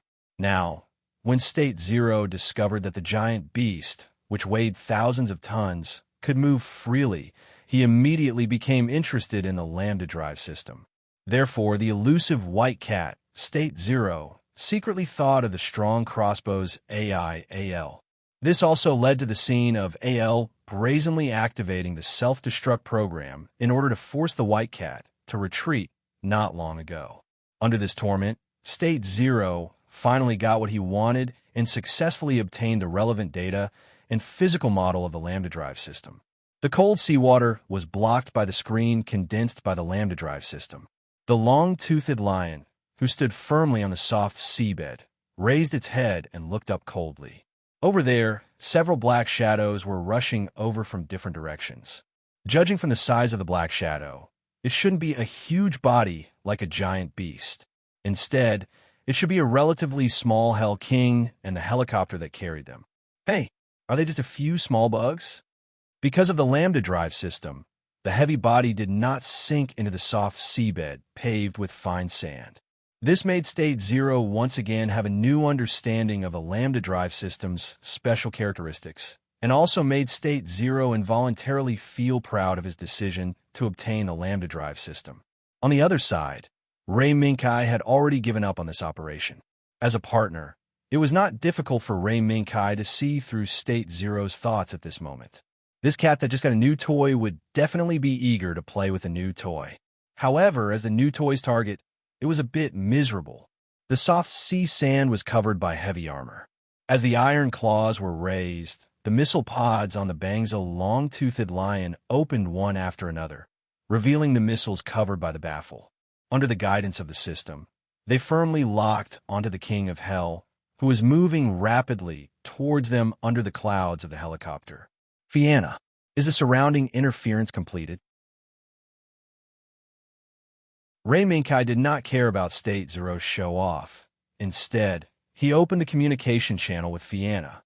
Yes, electronic communications within a radius of 100 kilometers have been blocked by our interference missiles. Furthermore, after half an hour, or even within 12 hours, the intelligence satellites passing over this area of the sea won't be able to spy on anything in this area. Fianna replied, Okay, I got it. Now, regardless of whether it was electronic communications or high-altitude intelligence reconnaissance, most of the intelligence-gathering methods have been abolished by the missiles launched by Avalon. Therefore, it was time to strike. Roar! The long-toothed lion slapped the seabed with its front paws, and the missiles that had been ready to fire suddenly soared into the air. They passed through the screen formed by the lambda drive system, and in the next second, they were enveloped by the lambda drive system's power. They tore through layers of seawater, broke through the surface of the sea, and like a sharp arrow, pierced through the helicopter carrying the Hell King from afar. Boom! Under the dusky sky, the final radiance of the Hell King that had yet to achieve victory stung Mr. EU's eyes deeply. That's a missile? In his field of vision, there were still remnants of the radiance that tore through the sea surface. Mr. AU slowly put down the binoculars in his hand. Now that communication had been destroyed, the only thing Mr. AU could do was to do his best to grasp the situation of the battle from the front. However, the enemy that they had been unable to capture was still shrouded in a layer of impenetrable fog. Mr. AU could not figure out who the enemy that had been opposing him was. Should we retreat? The communication was disrupted. Even the sky above the sea suddenly stirred up storm. Although this storm only covered the entire sea with dark clouds and strong winds at the moment, it was not difficult to see that as time passed, the true horror of this storm would come. However, in a situation where the amalgam had assembled such a large force, if the vanguard had decided to retreat after suffering a few setbacks, it would definitely cause the other executive officers to have doubts. Some of them might even be dissatisfied with Mr. AU, the new leader of the alliance. While Mr. Ayu's expression was uncertain, a movement came from the south side of the fleet. "What's the matter?" Mr. Ayu looked back and found that the Hell King team stationed on the south side of the fleet had opened fire without any orders. "What's going on?" Mr. O grabbed the subordinate standing beside him and questioned him loudly. I don't know." The subordinate, who was equally puzzled, also did not know what had happened. Fortunately, another subordinate appeared in time and saved his life. Report. "Sir, Mr. Ayu. The Southern Fleet seems to have found the enemy and is now fighting with them." The news brought by the subordinate who appeared in time suddenly shook Mr. Ayu's spirit. Are they finally willing to show their faces? Mr. Ayu was not afraid of danger, but he did not want to be entangled with an invisible enemy when he did not even know the enemy's true identity. Mr. Ayu raised the binoculars again and quickly looked at the south side of the fleet, looking at the Hell King team that was wildly shooting with machine guns in their hands. "There? Where?" Mr. Ayu narrowed his eyes slightly behind the binoculars, quickly and carefully searching the sea that was covered by the barrage of bullets fired by the Hell King team. Soon, a silver-white figure appeared in the field of vision of the binoculars. That's an AS? The moment Mr. Ayu saw the silver-white figure, he subconsciously categorized it as an AS based on its humanoid characteristics. However, this was only a fleeting impression for a second. The silver-white figure was too fast. It was so fast that Mr. Ayu could only roughly see a silver-white humanoid figure moving around in the barrage of bullets fired by the Hell King team. "Quick, send another AS team as reinforcements. Don't let that damn enemy break through the defense network." Mr. Ayu, who could not see clearly, made a prompt decision and immediately adopted the most suitable strategy at hand. However, in the next moment, Mr. Ayu's movement stopped. That's not right. The enemy definitely has more than one airframe. Mr. O's mind was filled with memories of his previous fiasco. In this case, no matter what hypothesis it was, it all pointed to one result. That was, the enemy would not only have a single-digit number of troops, but they might have a considerable number of airframes. Otherwise, they would not send another airframe to attack the Amalgam's fleet while blocking the Amalgam's vanguard. Thinking of this, Mr. Ayu slammed his fist on the railing in front of him. Bastard! However, no matter how fiercely he cursed, it would be of no use. After discovering that the aliens in his imagination could actually use tactics, Mr. Ayu had to be alert to deal with the next situation that might occur. Now, the vanguard was blocked, and the south side of the fleet was also attacked by the enemy. Then, the next situation that might occur was that there would be new attacks from the other three directions of the fleet. If it's not an EMP, Mr. Ayu looked at the dark clouds above his head fiercely, and his face was particularly gloomy. Has the movement changed? The one who launched the attack from the south side of the fleet was none other than Ray Minkai, who was piloting the Raging Flame Demon Sword. Subtle streams of light sprinkled down from the back of the Raging Flame Demon Sword, as light as gauze, accompanied the movement of the Raging Flame Demon Sword and stretched freely in the air. At the same time, it left a hazy glimmer in the air, making the figure of the high-speed, moving Raging Flame Demon Sword become even more blurred in the eyes of others. Warning. Target increased. AS-3 Barbarian. It's the fleet's garrison. In the midst of the frequent explosions of the water column, AL's voice sounded. Only 3 barbarians? The Amalgam's forces are used up just like that? Ray Minkai did not even look at the prompt that AL released on the screen and responded to AL casually, unable to analyze. But according to the analysis of the vanguard sent by the Amalgam and the size of the garrison forces, the Amalgam may still retain about 10 to 20 AS. Half of them may be the Lords of Hell. Please be careful. AL did not seem to hear the contempt in Ray Minkai's tone. Instead, he provided Ray Minkai with a serious expression on his face. Half of them are the Lords of Hell? The Amalgam, really put in a lot of effort. Ray Minkai chuckled. The contempt in his tone was somewhat reduced.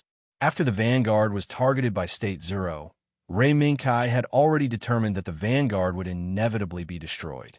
Therefore, Ray Minkai arrived near the Amalgam's fleet in advance and launched an attack. Warning! Warning! This unit has been locked on. This unit has been locked on. All of a sudden, AL's alarm sounded. Ray Minkai's gaze froze. He subconsciously swept his gaze to the left side of the Lords of Hell, who were madly shooting at the raging flame demon sword. He discovered a few flashes of light rising from there. Missiles! Ray Minkai pulled his right hand slightly. Buzz! The stream of light behind the raging flame demon sword dimmed. The 10-meter-tall steel giant suddenly seemed to have lost all momentum and fell toward the sea. Boom! The powerful inertial kinetic energy allowed the raging flame demon sword to transform into a cannonball even after it lost the propulsion of its light wings. It fiercely blasted the sea that was churning because of the fierce battle. The moment the huge water column exploded by the raging flame demon sword rose into the air, the missiles fired from the south of the fleet lost their target. They finally crashed into the water column and exploded. Boom!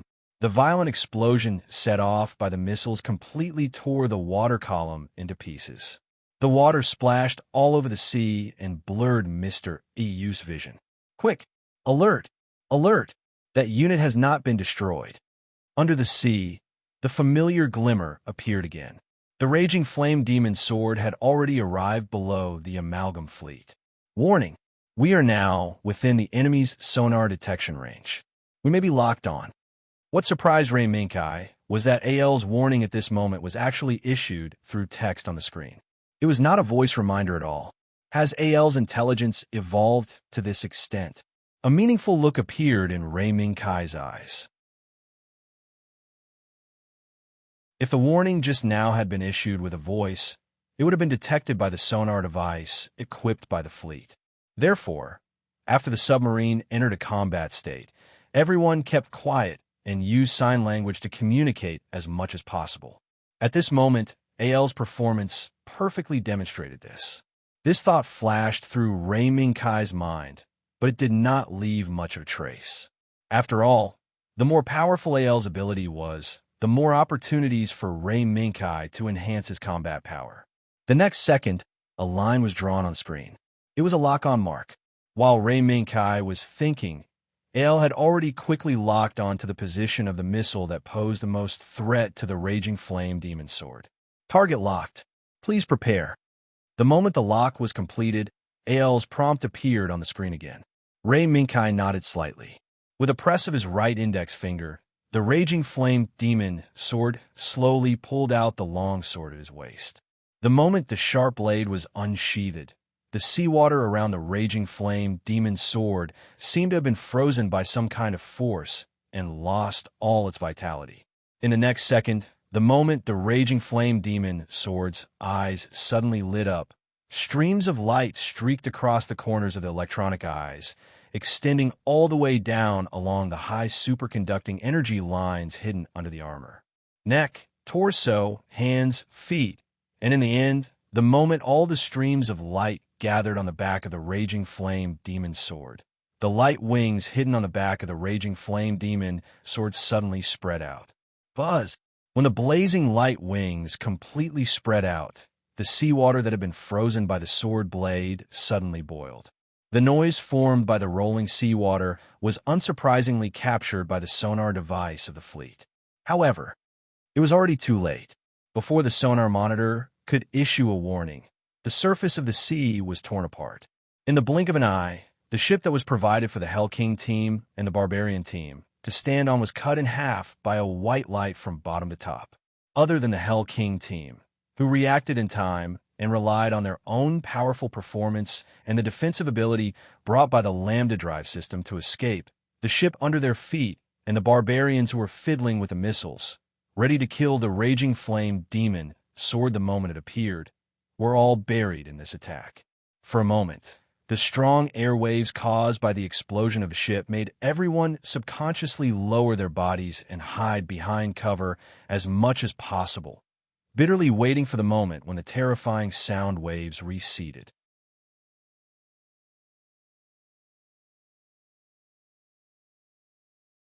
Chapter 402. The flames that could burn everything jumped on the oil all over the sea, wantonly baring their fangs and brandishing their claws. Above the bearing flames, there was billowing smoke that obscured the vision of most people, making them unable to see the situation in the sea of fire clearly. But now, whether standing on the deck or in the cabin, the attention of the people who looked at the sea of fire through the porthole was not on the sea of fire, but on the sea of fire, above the sea of fire, above the billowing smoke.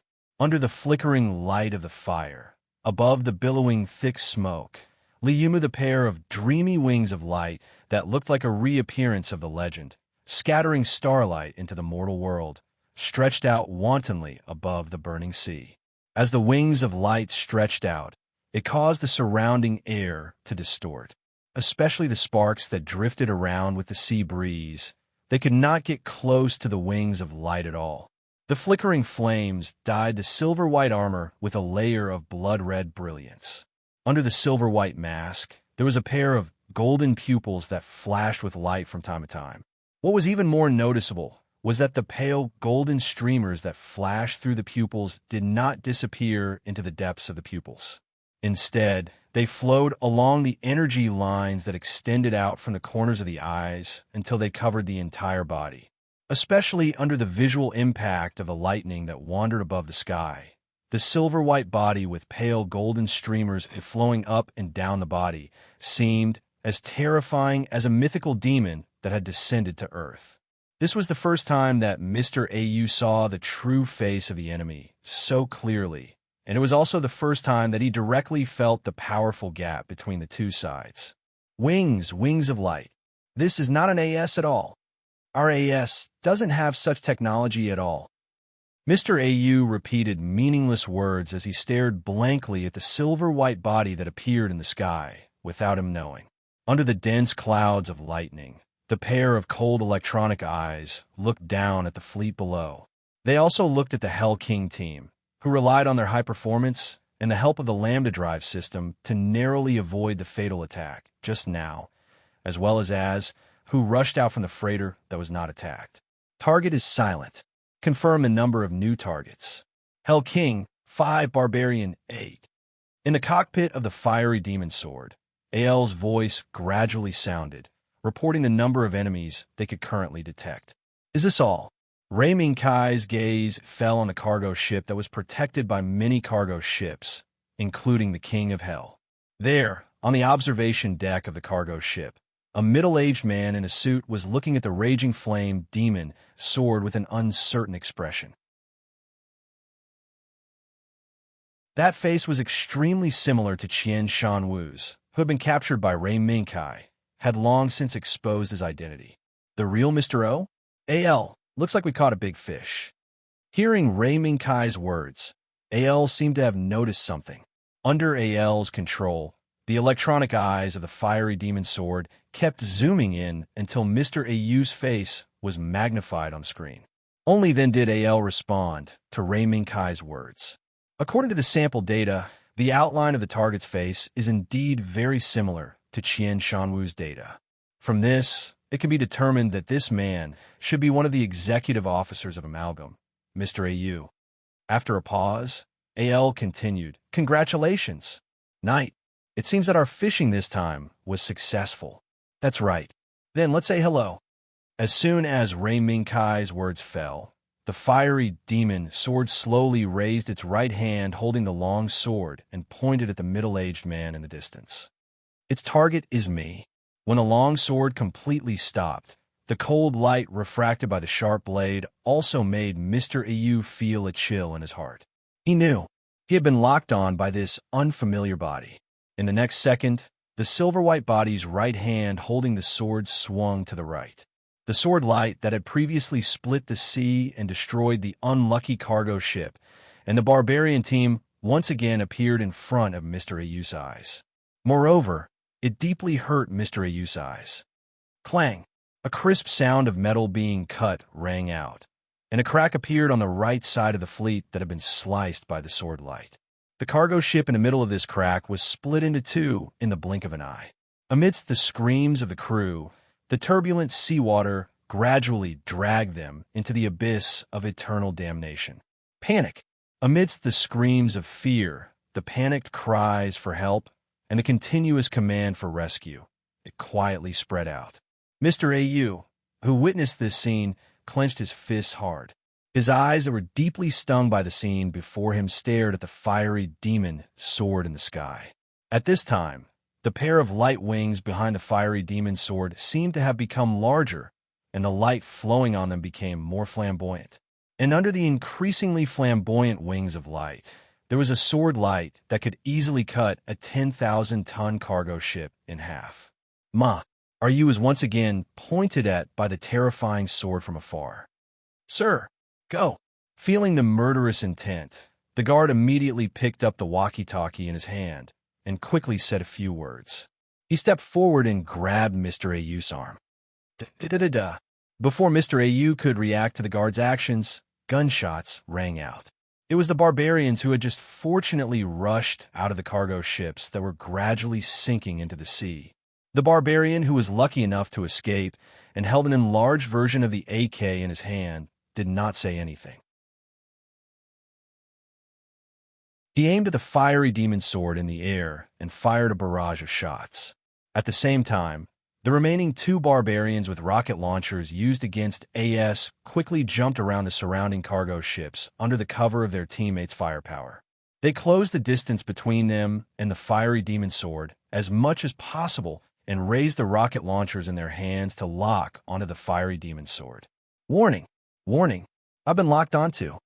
The barrage fired by the barbarians did not pose any threat to the fiery demon sword at all.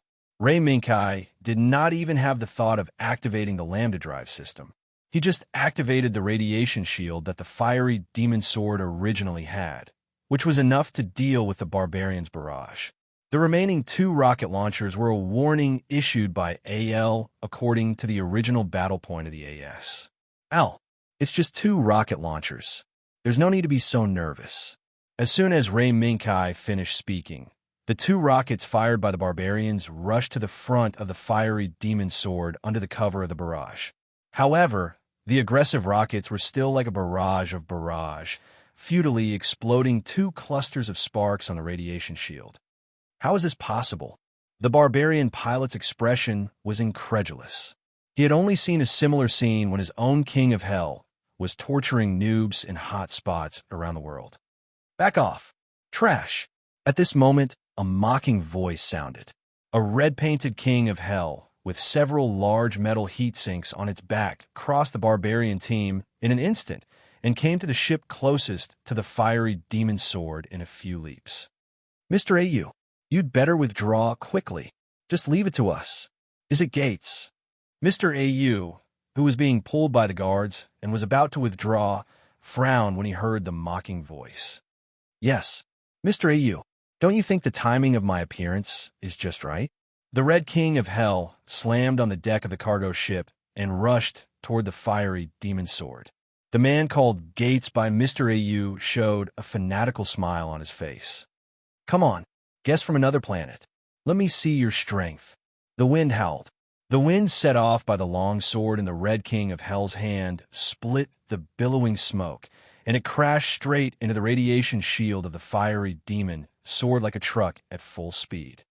Boom! In the instant that the sparks flew, Gates stared fixedly at the Inferno sword's eyes, which were flashing with light. Come on, guess from another planet.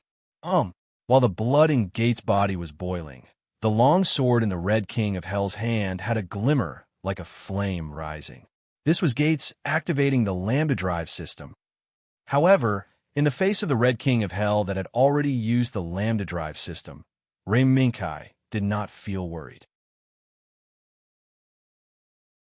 Now, in addition to dealing with the attack of the Red King of Hell, he was more looking at a certain direction locked by AL. The location of the target has been determined. Target, begin evacuation. AL's voice sounded again. At the rear of the Amalgam fleet, a helicopter, under the protection of two Kings of Hell, quickly started its engine and slowly rose into the air under the stirring of the propellers.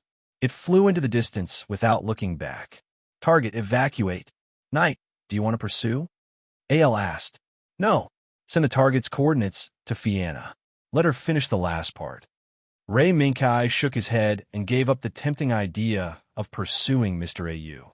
Mr. AU's ending had already been arranged, but he could not usher in the final ending under the watchful eyes of this fleet.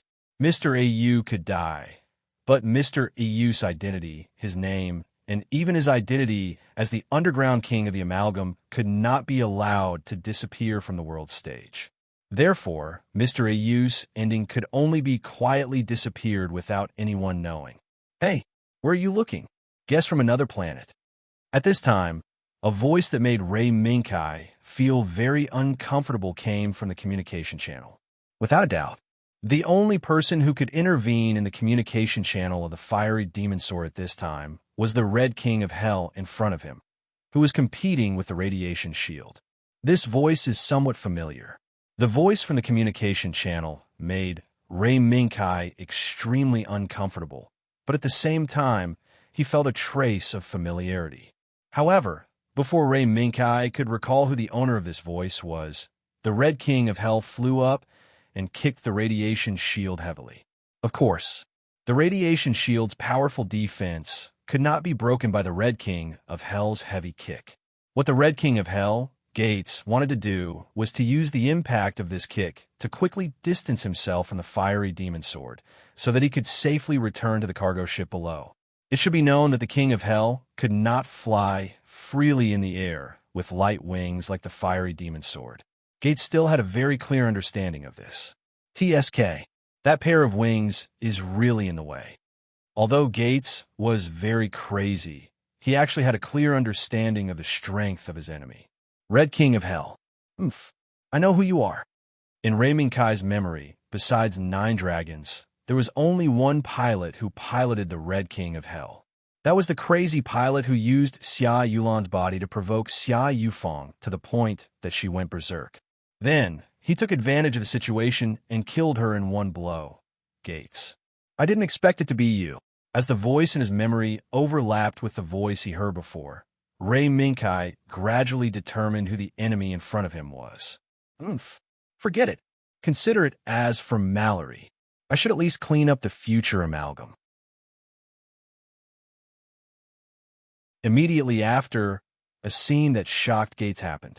The Raging Flame Demon Sword, which was supposed to rely on its flying ability to dominate the battlefield, slowly descended from the sky and stood in the middle of the encirclement of Gates' Red Hell King and the other surviving ass.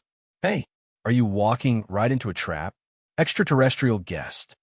A trace of surprise flashed across Gates' face, and then he revealed a crazy smile filled with tyranny. Mr. K, is this Gates? The voice transmitted from the communication device caused Gates' smile to suddenly become sluggish. You can speak our language? Extraterrestrial. Hey, I didn't expect my name to be known by extraterrestrials. That's right. I am Mr. K, the famous Gates. Is that so? Then please go to hell. The fiery demon sword that fell into the encirclement raised its right hand and waved out a sword light. Wong. The sword light broke through the air and attacked, but it was blocked by another light. It was the screen of a lambda drive system. Who? That was close. Gates mumbled to himself. Then, a look of shock appeared on his face. Wait, that's not extraterrestrial technology. That's the light when a lambda drive system attacks. You. In the cockpit of the Red Hell King, the face that was beyond shocked was so distorted. Gates, who was more familiar with the power of the lambda drive system than anyone else, finally caught a glimpse of the so-called extraterrestrial truth from the sword light of the fiery demon sword. You're not an extraterrestrial. You're a human. Ray Minkai, who didn't expect Gates to see through his identity, just smiled faintly. Good eyesight, but there's no reward. The fiery demon sword stepped on the ground and rushed out 10 meters away. Attack! Attack! This guy is not an extraterrestrial. He's a human. As soon as Gates saw the fiery demon sword move, he immediately screamed. But he was still one step too slow, because the target of the fiery demon sword wasn't Gates at all, but the other AS in the encirclement. For example, the barbarian team that luckily escaped the shipwreck and the King of Hell team. The incomparably sharp blade, under the fiery demon sword's lightning-fast swing, ruthlessly pierced through the barbarian's torso and chopped it into several pieces. At the same time, in the process of swinging the sword towards the barbarian, the fiery demon sword waved its left arm and shot out the claw hidden inside the forearm armor, interfering with the King of Hell team that hadn't fully reacted yet. This was to prevent them from interfering with the fiery demon sword's elimination of the barbarian team. In less than 30 seconds, it was only enough for Gates and the King of Hell team to fully react. But at this time, the remaining barbarian team had already been killed by the fiery demon sword's long sword, leaving only the cooling liquid flowing on the deck and the gradually burning flames. You're tuning in to the Warrior Lore YouTube channel. Don't forget to subscribe and join us on this journey to catch the most captivating stories.